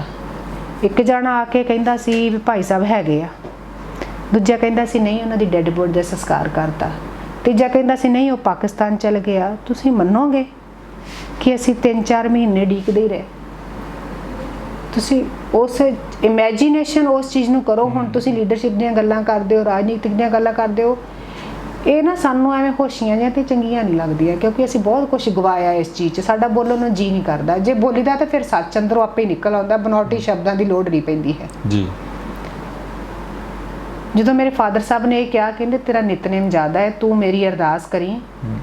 ਮੇਰੇ ਤੇ ਕਹਿੰਦੇ ਇੱਕ ਪਰਉਪਕਾਰ ਕਰ ਦੇ, ਕਹਿੰਦੇ ਮੇਰੀ ਅਰਦਾਸ ਕਰੀ ਵੀ ਗੋਲੀ ਨਾ ਮੇਰੇ ਸੀਨੇ 'ਚ ਲੱਗੇ, ਗੁਰੂ ਰਾਮਦਾਸ ਦੇ ਚਰਨਾਂ 'ਚ ਮੇਰੀ ਸ਼ਹਾਦਤ ਹੋਵੇ, ਪਿੱਠ ਪਿੱਛੇ ਗੋਲੀ ਨਾ ਲੱਗੇ, ਗੋਲੀ ਮੇਰੇ ਸੀਨੇ 'ਚ ਲੱਗੇ। ਬਸ ਮੇਰੀ ਇਹ ਅਰਦਾਸ ਕਰਦੀ, ਜੇ ਤੂੰ ਮੇਰੀ ਸੱਚੀ ਸਾਥਣ ਆ ਤਾਂ। ਮੇਰੇ ਮਦਰ ਚੁੱਪ ਕਰ ਗਏ। ਮੇਰੇ ਮਦਰ ਵੀ ਇਹ ਜਾਣਦੇ ਸੀਗੇ ਕਿ ਮੇਰੇ ਡੈਡੀ ਦਾ ਵੀ ਜੀਵਨ ਬੜਾ ਉੱਚਾ ਸੁੱਚਾ ਹੈ। ਉਹਨਾਂ ਨੂੰ ਸੰਤ ਕਰਤਾਰ ਸਿੰਘ ਨੇ ਨਾ ਘੜਿਆ ਹੀ ਇਸ ਕੰਮ ਲਈ ਸੀ। ਮੈਨੂੰ ਨਹੀਂ ਪਤਾ, ਸ਼ਾਇਦ ਤੁਹਾਨੂੰ ਇਸ ਗੱਲ ਦੀ ਜਾਣਕਾਰੀ ਹੋਵੇ। ਮੇਰਾ ਉਦੋਂ ਜਨਮ ਨਹੀਂ ਸੀ ਹੋਇਆ। ਮੇਰੇ ਜਨਮ ਤੋਂ ਪਹਿਲਾਂ ਸੰਤ ਕਰਤਾਰ ਸਿੰਘ ਜੀ ਸੱਚਖੰਡ ਚਲੇ ਗਏ ਸੀ, ਚੜ੍ਹਾਈ ਕਰ ਗਏ ਸੀ। ਉਹਨਾਂ ਨੇ ਆਪ ਅਰਦਾਸ ਕੀਤੀ ਸੀ। ਰਾਮਪੁਰ ਖੇੜੇ ਮਹਾਂਪੁਰਸ਼ ਜਥਾ ਲੈ ਕੇ ਜਾਂਦੇ ਹੁੰਦੇ ਸੀ ਹਰ ਸਾਲ। ਰਾਮਪੁਰ ਖੇੜੇ ਵਾਲੇ ਮਹਾਂਪੁਰਖਾਂ ਦੇ ਨਾਲ ਕੋਠੇ ਤੇ ਬੈਠੇ ਸੀ ਬਾਬਾ ਹਰਨਾਮ ਸਿੰਘ ਹੋਣਾ ਦੇ ਨਾਲ ਸਨ, ਦੋਨੋਂ ਬ੍ਰਹਮ ਗਿਆਨੀ। ਦੇਖੋ ਬ੍ਰਹਮ ਗਿਆਨੀ ਦੀਆਂ ਆਪਣੀਆਂ ਗੱਲਾਂ, ਆਪਣਾ ਲੈਵਲ ਆਫ ਜੀ ਜਿਹੜਾ ਕਨਵਰਸੇਸ਼ਨ। ਕਹਿੰਦੇ ਬਾਬਾ ਜੀ ਹਵਾ ਕਿੱਧਰੋਂ ਆ ਰਹੀ ਹੈ? ਕੋਠੇ ਤੇ ਬੈਠੇ ਮੰਜੇ ਢਾ ਕੇ। ਕਹਿੰਦੇ ਜੀ ਇਧਰੋਂ ਆ ਰਹੀ ਹੈ, ਇਸ ਬੰਨੇ ਤੋਂ। ਕਹਿੰਦੇ ਇੱਧਰ ਫਤਿਹਗੜ੍ਹ ਸਾਹਿਬ ਆ, ਇੱਧਰ ਫਤਿਹਗੜ੍ਹ ਸਾਹਿਬ ਆ। ਕਹਿੰਦੇ ਹਾਂਜੀ ਹਵਾ ਤਾਂ ਫਤਿਹਗੜ੍ਹ ਸਾਹਿਬ ਵੱਲੋਂ ਹੀ ਆ ਰਹੀ। ਫਿਰ ਕਹਿੰਦੇ ਇਹ ਕੀ ਸੁਨੇਹਾ ਦੇ ਰਹੀ ਹੈ ਬਾਬਾ ਜੀ? ਕਹਿੰਦੇ ਵੀ ਸ਼ਹੀਦੀ ਸਥਾਨ ਤੋਂ ਹਵਾ ਆ ਰਹੀ ਹੈ। ਕਹਿੰਦੇ ਉੱਠੋ ਬਾਬਾ ਜੀ ਅਰਦਾਸ ਕਰੀਏ। ਸੰਤਾਂ ਨੇ ਕਮਰਾ ਕੱਸਾ ਕੀਤਾ। ਮੇਰੇ ਮਦਰ ਸਾਹਮਣੇ ਸੀ, ਉਦੋਂ ਉੱਥੇ ਸੀ ਉਸ ਕੋਠੇ ਦੇ ਉੱਤੇ। ਮੇਰਾ ਜਨਮ ਨਹੀਂ ਸੀ ਹੋਇਆ। ਸੰਤਾਂ ਨੇ ਅਰਦਾਸ ਕੀਤੀ। ਬਾਬਾ ਜੀ ਰਾਮਪੁਰ ਖੇੜੇ ਵਾਲਿਆਂ ਨੂੰ, ਬਾਬੇ ਹਰਨਾਮ ਸਿੰਘ ਉਹਨਾਂ ਨੂੰ ਨਾਲ ਖੜੇ ਕੀਤਾ, ਅਰਦਾਸ ਕੀਤੀ, ਕਲਗੀਆਂ ਵਾਲੇ ਸੱਚੇ ਪਾਤਸ਼ਾਹ ਤੂੰ ਤਾਂ ਸਾਡੇ ਤੇ ਬੜੀ ਕਿਰਪਾ ਕੀਤੀ ਹੈ, ਤੂੰ ਆਪਣੇ ਚਾਰੇ ਪੁੱਤ ਸਾਡੇ ਤੋਂ ਵਾਰਤੇ। ਇਮੋਸ਼ਨਲ ਹੋ ਗਏ ਸੰਤ। ਕਹਿੰਦੇ ਇੰਨਾ ਪਰਉਪਕਾਰ ਤੇਰਾ, ਤੂੰ ਚਾਰੇ ਬੱਚੇ ਸਾਡੇ ਤੋਂ ਵਾਰਤੇ। ਮੈਂ ਤਾਂ ਤੇਰਾ ਗਰੀਬ ਸਿੱਖ ਹਾਂ, ਮੈਂ ਤੇਰੀ ਬਰਾਬਰੀ ਤਾਂ ਨਹੀਂ ਕਰ ਸਕਦਾ, ਮੇਰਾ ਏਡਾ ਜੇਰਾ ਹੀ ਨਹੀਂ ਹੈਗਾ। ਮੇਰੇ ਦੋ ਆ, ਪਰ ਮੇਰਾ ਤੂੰ ਇੱਕ ਕੌਮ ਦੇ ਲੇਖੇ ਲਾ ਲਾ। ਮੈਂ ਚਾਹੁੰਦਾ ਕਿ ਮੇਰਾ ਇੱਕ ਬੱਚਾ ਕੌਮ ਦੇ ਲੇਖੇ ਲੱਗੇ। ਇਹ ਮਹਾਂਪੁਰਸ਼ਾਂ ਨੇ ਨਾ ਮੇਰੇ ਫਾਦਰ ਸਾਹਿਬ ਨੂੰ ਘੜਿਆ ਹੀ ਇਸ ਤਰੀਕੇ ਦੇ ਨਾਲ ਸੀ। ਉਹਨਾਂ ਦੇ ਅੰਦਰ ਜਿਹੜੇ ਕੁੱਟ-ਕੁੱਟ ਕੇ ਸ਼ਹਾਦਤ, ਗੁਰੂ ਸਿਮਰਨ, ਸਵਾਸ ਸਵਾਸ ਸਿਮਰਨ, ਉਹਨਾਂ ਦਾ ਜੀਵਨ, ਉੱਚਾ ਸੁੱਚਾ ਕਿਰਦਾਰ, ਨਿਰਭੈਤਾ, ਲੀਡਰਸ਼ਿਪ ਕੁਆਲਿਟੀ, ਉਹਨਾਂ ਦਾ ਜੀਵਨ ਜਾਚ ਉਹਨਾਂ ਦੀ ਇਸ ਤਰੀਕੇ ਦੀ ਸੀ ਕਿ ਉਹ ਅਡੋਲ ਹੋ ਗਏ ਸੀ, ਬਿਲਕੁਲ ਅਡੋਲ, ਨਿਰਭੈ, ਸ਼ਾਂਤ। ਔਰ ਸ਼ਹਾਦਤ ਦਾ ਚਾਅ ਤੇ ਜਾਹੋ ਜਲਾਲ ਚਿਹਰੇ ਤੇ, ਰੋਸ਼ਨੀ ਇੰਨੀ ਸੀ, ਚਿਹਰਾ ਇਸ ਤਰ੍ਹਾਂ ਦਾ ਹੁੰਦਾ ਸੀਗਾ ਕਿ ਕੋਈ 5 ਮਿੰਟ ਅੱਖ ਚੱਖ ਪਾ ਕੇ ਗੱਲ ਨਹੀਂ ਸੀ ਕਰ ਸਕਦਾ। ਤੁਸੀਂ ਉਹਨਾਂ ਦੇ ਸਮਕਾਲੀਆਂ ਨਾਲ ਗੱਲ ਕਰਕੇ ਦੇਖਿਓ ਜੀ, ਅੱਜ ਵੀ ਹੈਗੇ ਨੇ। ਤੁਸੀਂ ਉਹਨਾਂ ਨੂੰ ਪੁੱਛੋ ਕਿ ਭਾਈ ਅਮਰੀਕ ਸਿੰਘ ਦੇ ਚਿਹਰੇ ਦਾ ਤਪ ਤੇਜ ਕਿਸ ਤਰ੍ਹਾਂ ਦਾ ਸੀ ਤੇ ਕੀ ਉਹਨਾਂ ਦਾ ਜੀਵਨ ਸੀ, ਉਹਨਾਂ ਦਾ ਡੇਲੀ ਰੂਟੀਨ ਕਿੰਨਾ ਸੀ, ਕਿਵੇਂ ਸੀਗਾ। ਪਰ ਮੇਰੇ ਮਦਰ ਦੀ ਵੀ ਬੰਦਗੀ ਘੱਟ ਨਹੀਂ ਸੀ, ਬਹੁਤ ਹੀ ਸੇਵਾ ਸਿਮਰਨ। ਅੱਜ ਵੀ ਉਹਨਾਂ ਦਾ ਜੀਵਨ ਉਵੇਂ ਹੀ ਚੱਲ ਰਿਹਾ। ਨਾ ਉਹ ਕਿਸੇ ਗੱਲ ਚਾਹੁੰਦੇ ਆ, ਨਾ ਕਿਸੇ ਤੇ ਕੋਈ ਦਾਅਵਾ ਕਰਦੇ ਆ, ਨਾ ਕਿਸੇ ਤੇ ਕੋਈ ਕਿੰਤੂ ਪਰੰਤੂ ਕਰਦੇ ਆ। ਹਾਂ ਸੱਚ ਦੀ ਗੱਲ ਜ਼ਰੂਰ ਕਰਦੇ, ਜਦੋਂ ਕਿਤੇ ਨਾ ਕਿਤੇ ਕੋਈ ਉਹਨਾਂ ਨੂੰ ਨਜ਼ਰ ਪੈਂਦਾ ਤੇ ਫਿਰ ਉਹ ਸੱਚ ਨੂੰ ਸੱਚ ਕਹਿਣ ਦੀ ਹਿੰਮਤ ਰੱਖਦੇ ਆ। ਤੇ ਮੇਰੇ ਫਾਦਰ ਸਾਹਿਬ ਨੇ ਮੇਰੇ ਮਦਰ ਨੂੰ ਕਿਹਾ ਵੀ ਤੇਰਾ ਨਿਤ ਨੇ ਮੇਰੇ ਤੋਂ ਵੀ ਜ਼ਿਆਦਾ, ਤੇ ਤੂੰ ਮੇਰੇ ਤੇ ਪਰਉਪਕਾਰ ਕਰ, ਮੇਰੀ ਅਰਦਾਸ ਕਰ ਵੀ ਜਿਹੜੀ ਗੋਲੀ ਨਾ ਇਹ ਮੇਰੇ ਸੀਨੇ 'ਚ ਲੱਗੇ, ਕਿਤੇ ਗਲੀ 'ਚ ਨਾ ਡਿੱਗੇ ਹੋਈਏ। ਜੇ ਹੁਣ ਸੰਘਰਸ਼ ਕਰਨਾ ਹੀ ਹੈ ਤੇ ਗੁਰੂ ਰਾਮਦਾਸ ਤੇ ਗੁਰੂ ਹਰਗੋਬਿੰਦ ਸਾਹਿਬ ਜੀ ਦੇ ਚਰਨਾਂ ਵਿੱਚ ਡਿੱਗੀਏ, ਮੇਰੀ ਇਹ ਤਮੰਨਾ ਹੈ। ਤੇ ਕਹਿੰਦੇ ਮੇਰਾ ਜੀ ਕਰਦਾ ਮੈਂ ਵਾਰ-ਵਾਰ ਜਨਮ ਲਵਾਂ, ਜਿੰਨਾ ਚਿਰ ਕੌਮ ਆਜ਼ਾਦ ਨਹੀਂ ਹੋ ਜਾਂਦੀ ਮੈਂ ਵਾਰ-ਵਾਰ ਜਨਮ ਲਵਾਂ ਤੇ ਵਾਰ-ਵਾਰ ਸ਼ਹੀਦ ਹੋਵਾਂ। ਮੇਰੀ ਇਹ ਅਰਦਾਸ ਹੈ। ਮੇਰੀ ਬਾਂਹ ਫੜ ਕੇ ਨਾ ਤੇ ਮੇਰੇ ਦਾਦੀ ਜੀ ਨੂੰ ਫੜਾਤੀ। ਕਹਿੰਦੇ ਮੈਂ ਮੁੰਡੇ ਨੂੰ ਭੇਜਦਾ, ਕਰਫਿਊ ਖੁੱਲਾ, ਪਤਾ ਨਹੀਂ ਕਿਹੜੇ ਵੇਲੇ ਕਰਫਿਊ ਇਹਨਾਂ ਨੇ ਬੰਦ ਕਰ ਦੇਣਾ ਤੇ ਤੁਹਾਨੂੰ ਬੱਸ 'ਚ ਚੜਾਉਂਦਾ, ਤੁਸੀਂ ਛੇਤੀ ਤੋਂ ਛੇਤੀ ਅੰਮ੍ਰਿਤਸਰ 'ਚ ਚਲ ਜਾਓ। ਮੈਂ ਨਾ ਉਹਨਾਂ ਦੇ ਚੋਲੇ ਦੀ ਕੰਨੀ ਫੜ ਲਈ। ਮੈਨੂੰ ਹਾਲੇ ਵੀ ਯਾਦ, ਮੈਂ ਚੋਲੇ ਦੀ ਕੰਨੀ ਫੜ ਲਈ। ਮੈਂ ਕਿਹਾ ਵੀ ਮੈਂ ਨਹੀਂ ਜਾਣਾ, ਮੈਂ ਇੱਥੇ ਪੜ੍ਹਨੇ ਪੈਣਾ। ਕਹਿੰਦੇ ਨਹੀਂ ਤੂੰ ਸਕੂਲ ਪੜ੍ਹੋ ਜਾ ਕੇ। ਮੈਨੂੰ ਕਹਿੰਦੇ ਪੜ੍ਹੋ। ਮੈਂ ਚੋਲੇ ਦੀ ਕੰਨੀ, ਮੈਂ ਕਿਹਾ ਨਹੀਂ ਮੈਂ ਇੱਥੇ ਹੀ ਪੜ੍ਹਨਾ। ਤੇ ਮੈਨੂੰ ਪਿਆਰ ਕੀਤਾ ਮੈਨੂੰ। ਫਿਰ ਮੇਰੀ ਬਾਂਹ ਮੇਰੇ ਦਾਦੀ ਜੀ ਨੂੰ ਫੜਾਤੀ। ਕਹਿੰਦੇ ਨਹੀਂ ਤੁਸੀਂ ਚੱਲੋ। ਛੋਟੀ ਸਿਸਟਰ ਮੇਰੇ ਮਦਰ ਦੇ ਕੋਲ ਸੀ ਤੇ ਮੇਰੇ ਮੰਮੀ ਨੂੰ ਕਹਿੰਦੇ ਵੀ ਤੁਸੀਂ ਵੀ ਚੱਲੋ। ਮੰਮੀ ਕਹਿੰਦੇ ਵੀ ਮੈਂ ਨਹੀਂ ਜਾਣਾ, ਜੇ ਤੁਸੀਂ ਇੱਥੇ ਰਹਿਣਾ ਹੈ ਤੇ ਅਸੀਂ ਬਾਹਰ ਨਿਕਲ ਕੇ ਕੀ ਕਰਨਾ, ਤੁਸੀਂ ਸ਼ਹੀਦ ਹੋਣਾ ਹੈ, ਸਾਡਾ ਬਾਹਰ ਨਿਕਲ ਕੇ ਕੀ। ਮੈਂ ਕਹਿੰਦੇ ਮੈਂ ਤਾਂ ਨਹੀਂ ਜਾਣਾ। ਜਦੋਂ ਮੇਰੇ ਮਦਰ ਨੇ ਇਹ ਗੱਲ ਕਹੀ ਤਾਂ ਫਿਰ ਮੇਰੇ ਫਾਦਰ ਨੇ ਉਹਨਾਂ ਨੂੰ ਇਨਸਿਸਟ ਵੀ ਨਹੀਂ ਕੀਤਾ ਵੀ ਤੁਸੀਂ ਜਾਂਦੇ ਕਿਉਂ ਨਹੀਂ, ਜਾਂ ਮੈਂ ਕਿਹਾ ਆ ਤੁਸੀਂ ਕਿਹਾ ਕਿਉਂ ਨਹੀਂ ਮੰਨਿਆ। ਚੁੱਪ ਕਰ ਗਏ। ਤੇ ਸਹਿਜ ਵਾਲੇ ਬੜੇ ਸੀ, ਕਹਿੰਦੇ ਚਲੋ ਠੀਕ ਆ, ਕਿਉਂਕਿ ਮੇਰੇ ਬ੍ਰਦਰ ਦਾ ਜਨਮ ਹੋਇਆ ਬਾਅਦ 'ਚ ਅਗਸਤ ਤੱਕ, ਇਸ ਤਰ੍ਹਾਂ ਦੀ ਕੰਡੀਸ਼ਨ ਸੀ ਮਦਰ ਦੀ। ਕਹਿੰਦੇ ਠੀਕ ਆ, ਜੇ ਸੰਤ ਕਰਤਾਰ ਸਿੰਘ ਦੇ ਪਰਿਵਾਰ ਦੀ ਮਹਾਰਾਜ ਨੇ ਜੜ ਲਾਉਣੀ ਹੋਈ ਗੁਰੂ ਰਾਮਦਾਸ ਨੇ ਤੇ ਤੁਸੀਂ ਬਚ ਜਾਓਗੇ, ਪਰ ਇਹ ਨਾ ਕਿਉਂ ਵੀ ਤੁਸੀਂ ਮੇਰੇ ਗੋਡੇ ਨਾਲ ਬੈਠੇ ਰਹੋਗੇ ਜਾਂ ਮੈਂ ਇੱਥੇ ਕਮਰੇ 'ਚ ਬੈਠਾ ਰਹੂੰਗਾ। ਮੈਂ ਤਾਂ ਇੱਥੋਂ ਚਲੇ ਜਾਣਾ ਤੇ ਹੋ ਸਕਦਾ ਆਪਣਾ ਮੇਲ ਨਾ ਹੋਵੇ, ਤੇ ਤੁਸੀਂ ਐਂ ਕਰੋ ਫਿਰ ਜੇ ਇੱਥੇ ਰਹਿਣਾ ਬੇਟੀ ਨੂੰ ਚੁੱਕੋ ਤੇ ਜਿੱਥੇ ਬੀਬੀਆਂ ਬੈਠੀਆਂ ਉੱਥੇ ਚਲ ਜਾਓ। ਇਸ ਕਮਰੇ ਦੇ ਵਿੱਚ ਗੋਲੀ ਆ ਸਕਦੀ ਹੈ ਕਿਸੇ ਵੇਲੇ ਵੀ, ਤੇ ਆਪਣਾ ਧਿਆਨ ਰੱਖੋ, ਬਸ ਇਹ ਸਾਡੀ ਆਖਰੀ ਫਤਿਹ ਸਮਝੋ। ਮੈਨੂੰ ਮੇਰੇ ਦਾਦੀ ਜੀ ਨੂੰ ਫੜਾ ਕੇ ਬਾਹਰੋਂ ਮੁੰਡੇ ਨੂੰ ਆਵਾਜ਼ ਮਾਰੀ, ਇੱਕ ਗਨਮੈਨ ਨੂੰ, ਕਹਿੰਦੇ ਵੀ ਜਾ ਬੱਸ ਤੇ ਚੜਾ ਕੇ ਆ। ਉਹ ਮੈਨੂੰ ਯਾਦ ਆ ਵੀ ਅਸੀਂ ਸੜਕਾਂ ਮੇਨ ਸੜਕਾਂ ਤੋਂ ਨਹੀਂ ਆਏ, ਬੱਸ ਵੀ ਕਿਤੇ ਮਿੰਨੀ ਬਾਹਰ ਹੀ ਲੱਗੀ ਸੀ, ਬੱਸ ਸਟੈਂਡ ਦੇ ਵਿੱਚ ਨਹੀਂ ਆਏ।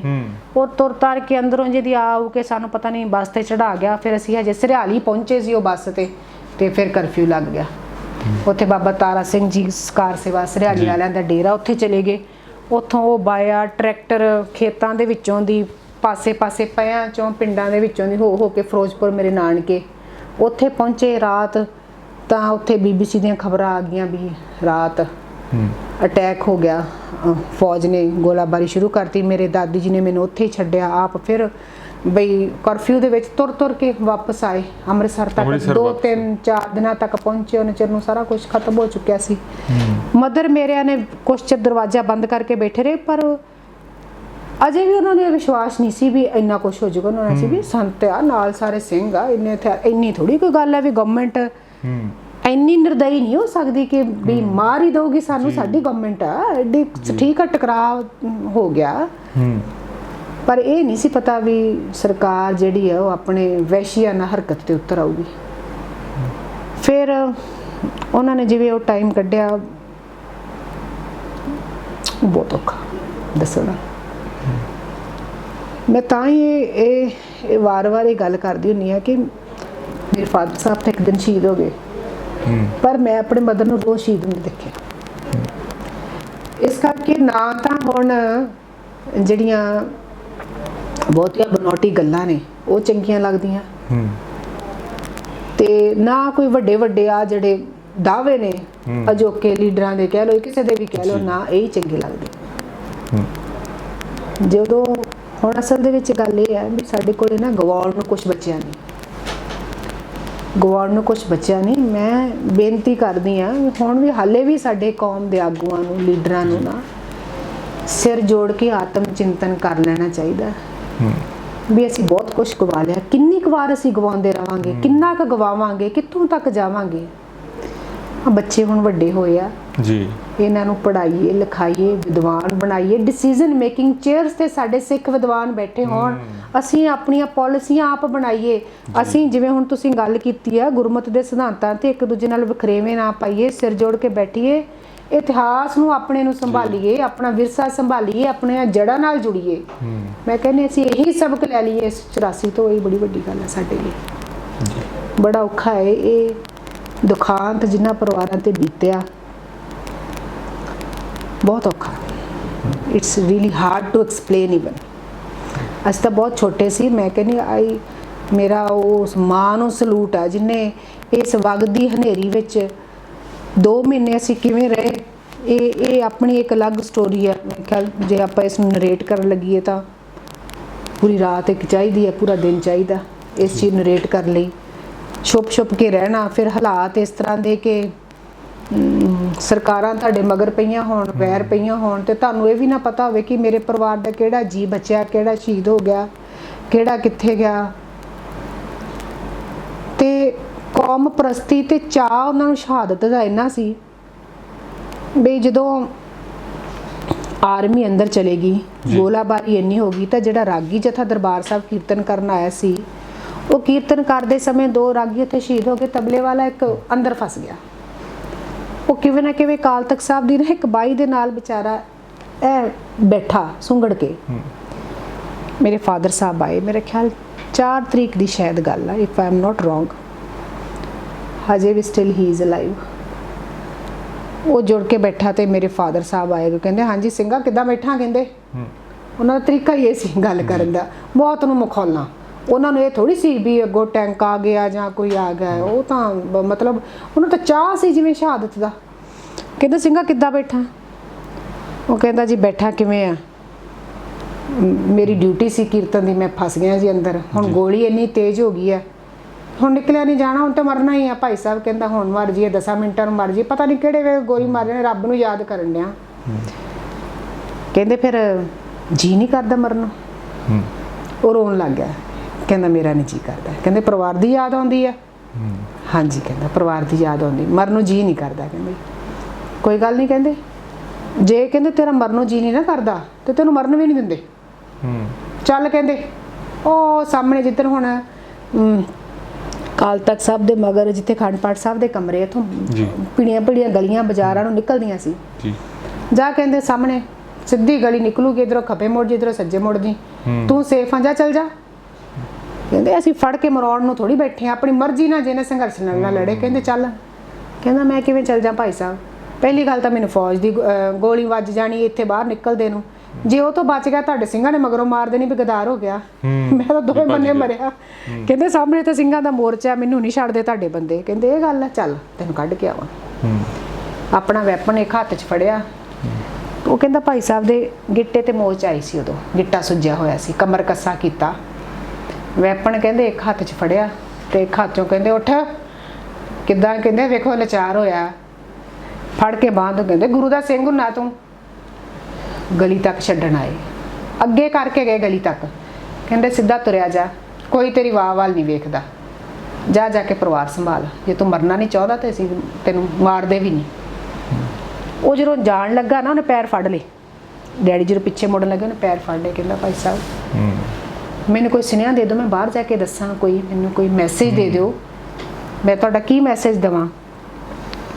ਕਹਿੰਦੇ ਚੜ੍ਹਦੀ ਕਲਾ 'ਚ ਰਹਿਣਾ, ਮੈਂ ਤੈਨੂੰ ਮੈਸੇਜ ਇਹ ਦੇਣਾ, ਕਹਿੰਦੇ ਮੇਰੇ ਘਰ ਭਚੰਗੀ ਨੇ ਜਨਮ ਲੈਣਾ, ਮੇਰੇ ਘਰ ਭਚੰਗੀ ਹੋਣਾ, ਤੁਸੀਂ ਜਿੱਥੇ ਵੀ ਹੋਏ ਤੁਸੀਂ ਖੁਸ਼ੀ ਕਰਨੀ ਆ, ਦੁੱਖ ਨਹੀਂ ਮਨਾਉਣਾ ਸਾਡੀਆਂ ਸ਼ਹਾਦਤਾਂ ਦਾ, ਮਠਿਆਈ ਵੰਡਣੀ। ਕਹਿੰਦੇ ਉਹ ਜਾਂਦਾ ਫੜਿਆ ਗਿਆ, ਉਹਨੂੰ ਫੜ ਲਿਆ, ਅਰੈਸਟ ਕਰ ਲਿਆ, ਕਿਉਂਕਿ ਕਰਫਿਊ ਸੀਗਾ ਜੀ, ਅਰੈਸਟ ਕਰ ਲਿਆ, ਉਹਨੂੰ ਜੇਲ੍ਹ 'ਚ ਭੇਜ ਦਿੱਤਾ।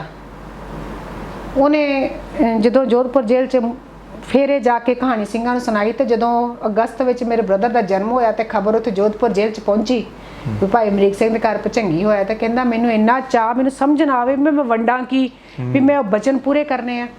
ਕਹਿੰਦਾ ਅਸੀਂ ਜੇਲਰ ਨੂੰ ਪੈਸੇ ਇਕੱਠੇ ਕੁੱਠੇ ਕਰਕੇ ਮਾੜੇ ਮੋਟੇ ਸੀ ਜੇਲਰ ਨੂੰ ਕਿਹਾ ਵੀ ਸਾਡੀ ਤਮੰਨਾ ਆ, ਸਾਨੂੰ ਮਿੱਠਾ ਲਿਆ ਦੇ, ਕੁਛ ਲਿਆ ਦੇ।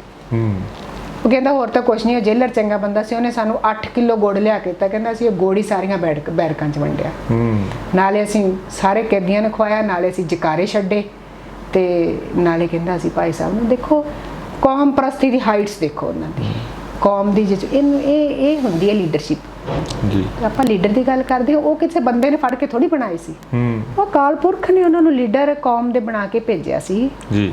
ਹੁਣ ਵੀ ਜਦੋਂ ਅਕਾਲ ਪੁਰਖ ਨੂੰ ਪਾਏਗਾ ਇਸ ਤਰ੍ਹਾਂ ਦਾ ਕੋਈ ਲੀਡਰ, ਗੁਰੂ ਮਹਾਰਾਜ ਕੋਈ ਧਰੋਂ ਡਿਊਟੀ ਲਾ ਕੇ ਭੇਜਣਗੇ, ਜਿਹਨੂੰ ਕੌਮ ਦਿਲੋਂ ਹਿਰਦੇ ਤੋਂ ਜਦੋਂ ਜ਼ਰੂਰ ਮਿਲੇਗਾ, ਗੁਰੂ ਸਾਹਿਬ ਕਿਰਪਾ ਕਰਨਗੇ ਆਪਣੀ ਕੌਮ ਨੂੰ, ਇਸ ਦਿਲੋਂ ਜਿਹਨੂੰ ਕੌਮ ਪਿਆਰ ਕਰੇਗੀ ਜੀ।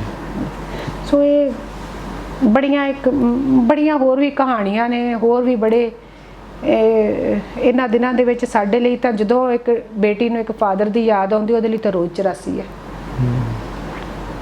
ਉਹਦੇ ਲਈ ਤਾਂ ਰੋਜ਼ 84। ਮੈਨੂੰ ਯਾਦ ਆ ਕਿ ਜੂਨ 1984 ਤੋਂ ਬਾਅਦ ਜਦੋਂ ਡੈਡੀ ਸ਼ਹਾਦਤ ਹੋ ਗਈ, ਮੰਮੀ ਅੰਦਰ, ਪਤਾ ਨਾ ਲੱਗੇ, ਚਾਚੀ ਜੀ ਵੀ ਮੇਰੇ ਅੰਦਰ ਸੀ, ਚਾਚਾ ਜੀ ਦਾ ਵੀ ਨਾ ਪਤਾ ਲੱਗੇ, ਮੈਂ ਤੇ ਮੇਰੀ ਦਾਦੀ ਜੀ ਇਕੱਲੇ ਬਾਹਰ, ਤੇ ਉਹ ਜਿਵੇਂ ਸਟੇਟ ਆਫ ਮਾਈਂਡ ਜਿਵੇਂ ਡਿਸਟਰਬ ਹੋ ਜਾਂਦੀ ਮੇਰੇ ਦਾਦੀ ਜੀ ਦੀ। ਕਿਸੇ ਨੇ ਬਾਅਦ ਵਿੱਚ ਥੋੜੇ ਦਿਨਾਂ ਬਾਅਦ ਆ ਕੇ ਕਿਹਾ ਵੀ ਮਾਤਾ ਜੀ ਜੰਗ ਲੱਗਦਾ ਵੱਡੇ ਪੱਧਰ ਤੇ ਲੱਗਣਾ। ਕਹਿੰਦੇ ਸਾਡੇ ਭਾ ਦਾ ਤਾਂ ਲੱਗਾ, ਸਾਨੂੰ ਕੀ ਆ ਹੁਣ, ਭਾਵੇਂ ਜੰਗ ਲੱਗੇ ਭਾਵੇਂ ਜੋ ਮਰਜ਼ੀ ਹੋਵੇ, ਸਾਡੇ ਭਾ ਦਾ ਤਾਂ ਹੁਣ ਜੰਗ ਲੱਗ ਗਿਆ ਜੀ। ਜਿਹਦਾ ਜਿੰਨਾ ਨੁਕਸਾਨ ਹੋਇਆ, ਜਿਹਨੂੰ ਪਤਾ ਇਹਨਾਂ ਗੱਲਾਂ ਦਾ ਜੀ, ਉਹਦੇ ਭਾ ਦੀ ਤਾਂ ਰੋਜ਼ 84 ਆ ਜੀ। ਉਹ ਸਾਡੇ ਲਈ ਕੋਈ ਵੱਖਰਾ ਨਹੀਂ। ਬਸ ਮੇਰੀ ਤਾਂ ਬੇਨਤੀ ਇੰਨੀ ਕੀ ਆ, ਮੈਂ ਤੁਹਾਡੇ ਚੈਨਲ ਦੇ ਜ਼ਰੀਏ ਬੇਨਤੀ ਕਰਾਂ ਵੀ ਨਾ, ਇਹ ਬੜੀਆਂ ਵੱਡੀਆਂ ਗੱਲਾਂ ਨੇ ਸ਼ਹਾਦਤਾਂ, ਸਾਨੂੰ ਨਾ ਛੋਟੀ ਰਾਜਨੀਤੀ ਸੌੜੀ ਸੋਚ ਦਾ ਕਰਕੇ ਨਾ ਸ਼ਹੀਦਾਂ ਵਿੱਚ ਵੰਡੀਆਂ ਨਹੀਂ ਪਾਉਣੀਆਂ ਚਾਹੀਦੀਆਂ, ਉਹਨਾਂ ਦੇ ਉੱਤੇ ਉਹਨਾਂ ਦੇ ਨਾਵਾਂ ਤੇ ਰਾਜਨੀਤੀ ਨਹੀਂ ਕਰਨੀ ਚਾਹੀਦੀ, ਬਿਲਕੁਲ ਰਾਜਨੀਤੀ ਨਹੀਂ ਕਰਨੀ ਚਾਹੀਦੀ। ਤੁਸੀਂ ਮੈਨੂੰ ਲਿਖਣ ਦਾ ਸ਼ੌਂਕ ਰੱਖਦੀ ਹਾਂ, ਤੇ ਮੈਂ ਆਪਣੇ ਫਾਦਰ ਸਾਹਿਬ ਤੇ ਕੁਛ ਨਾ ਕੁਛ ਲਿਖਦੀ ਰਹਿੰਦੀ ਹਾਂ, ਉਹਨਾਂ ਦੇ ਨਾਲ ਸਮਕਾਲੀਆਂ ਤੋਂ ਇਕੱਠਾ ਕਰਦੀ ਰਹਿੰਦੀ ਹਾਂ। ਮੇਰਾ ਇਸ ਅੱਗੇ ਇੱਕ ਬੁੱਕ ਵੀ ਇੱਕ ਹਿੱਸਾ ਪ੍ਰਿੰਟ ਹੋ ਚੁੱਕਾ ਉਹਦਾ, ਤੇ ਹੁਣ ਮੈਂ ਸਟਿਲ ਵੀ ਮੈਂ ਉਹਦੇ ਤੇ ਕੰਮ ਕਰ ਰਹੀ ਹਾਂ। ਵਟ ਆਈ ਫੀਲ, ਦੇਖੋ ਤੁਸੀਂ ਮੰਨ ਸਕਦੇ ਆ ਵੀ 84 ਤੋਂ ਪਹਿਲਾਂ ਲਗਾਤਾਰ ਜਿਉਂ 78 ਤੋਂ ਪ੍ਰਧਾਨ ਬਣੇ ਆਲ ਇੰਡੀਆ ਸਿੱਖ ਸਟੂਡੈਂਟ ਫੈਡਰੇਸ਼ਨ ਦੇ, ਤੇ 84 ਤੱਕ ਉਹ ਹਰ ਸਾਲ ਸਰਬਸੰਮਤੀ ਨਾਲ ਪ੍ਰਧਾਨ ਹੀ ਰਹੇ ਜੀ।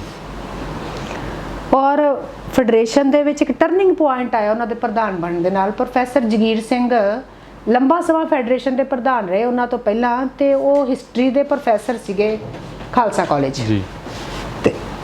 ਤੇ ਉਹ ਖਾਲਸਾ ਕਾਲਜ 'ਚ ਵੀ ਇੱਕ ਯੂਨਿਟ ਫੈਡਰੇਸ਼ਨ ਦਾ ਨਹੀਂ ਸੀ ਬਣਾ ਸਕੇ, ਕਿਉਂਕਿ ਕਮਿਊਨਿਸਟਾਂ ਦਾ ਬੋਲਬਾਲਾ ਹੋ ਗਿਆ ਸੀ ਕਾਲਜਾਂ ਵਿੱਚ ਉਸ ਸਮੇਂ ਤੇ।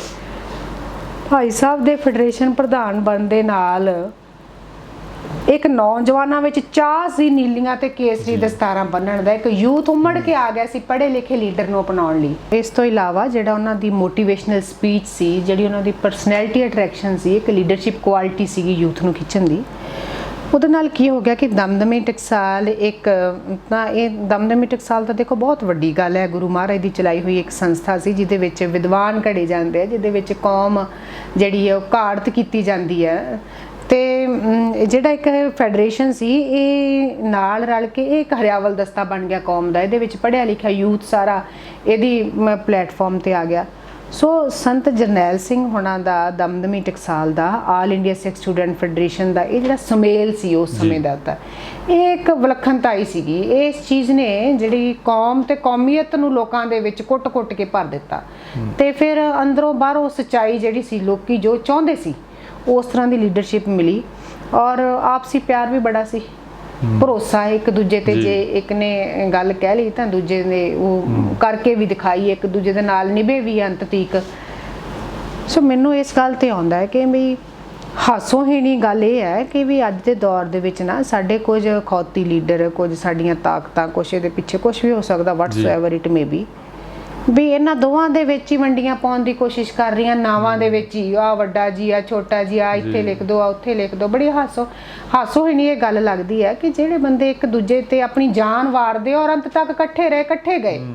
ਦੇਖੋ ਇਹਦੇ 'ਚ ਕੋਈ ਅਤ ਕਥਨੀ ਨਹੀਂ ਕਿ ਸੰਤ ਜਰਨੈਲ ਸਿੰਘ ਐਂਡ ਤੱਕ ਕਹਿੰਦੇ ਰਹੇ ਭਾਈ ਅਮਰੀਕ ਸਿੰਘ ਨੂੰ ਵੀ ਤੂੰ ਨਿਕਲ ਜਾ,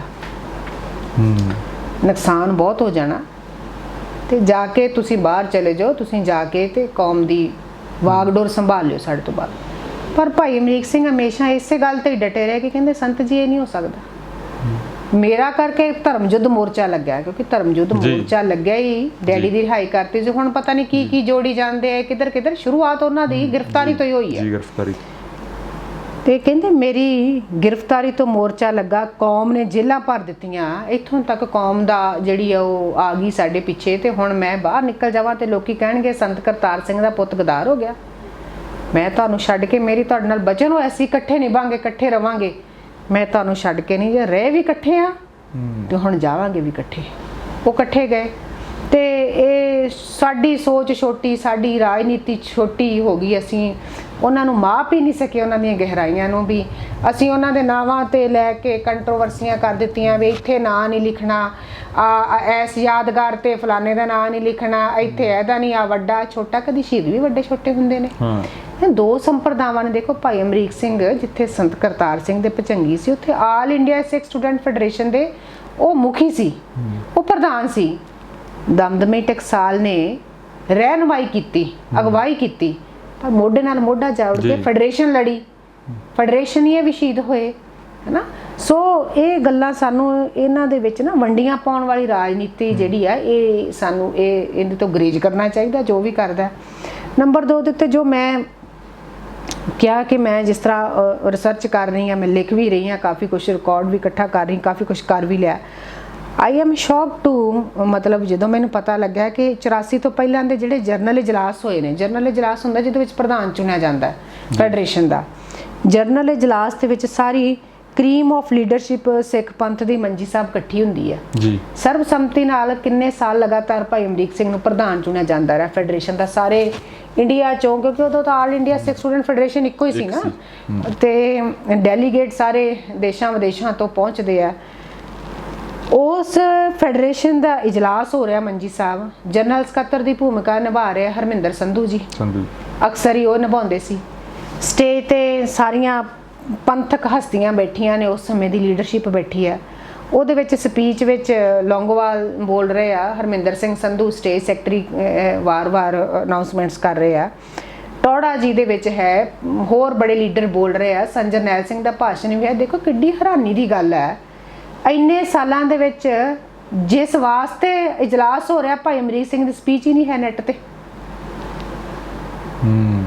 ਤੁਸੀਂ ਸੋਚ ਕੇ ਦੇਖੋ ਨਾ, ਵਟ ਹੁਣ ਕਿਉਂਕਿ ਅਸੀਂ ਹੁਣ ਡੰਗਾਈ ਨਾ ਜਾ ਰਹੇ ਹਾਂ ਜੀ, ਉਸ ਲਾਈਨ ਵਾਲੋ ਅਸੀਂ ਦੇਖ ਰਹੇ ਹਾਂ ਵੀ ਕਿੱਡੀ ਹੈਰਾਨੀ ਦੀ ਗੱਲ। ਕੀ ਇਹ ਸਾਰਾ ਕੁਝ ਪ੍ਰੀ ਪਲਾਨਡ ਸੀ ਜਾਂ ਵੰਡੀਆਂ ਪਾਉਣ ਲਈ ਵੀ ਜਾਣ ਬੁੱਝ ਕੇ ਇਹ ਚੀਜ਼ਾਂ ਕ੍ਰੀਏਟ ਕੀਤੀਆਂ ਗਈਆਂ ਵੀ ਜਦੋਂ ਅਸੀਂ ਇੱਕ ਨੂੰ ਡਿਲੀਟ ਕਰਾਂਗੇ ਸ਼ਾਇਦ ਥੋੜਾ ਜਿਹਾ ਘੱਟ ਹੋ ਜੂ ਜਾਂ ਕੌਮ ਨੂੰ ਇੱਕ ਕਨਫਿਊਜ਼ ਕਰਨ ਵਾਲੀ ਸਟੇਟ ਆ ਜੂਗੀ।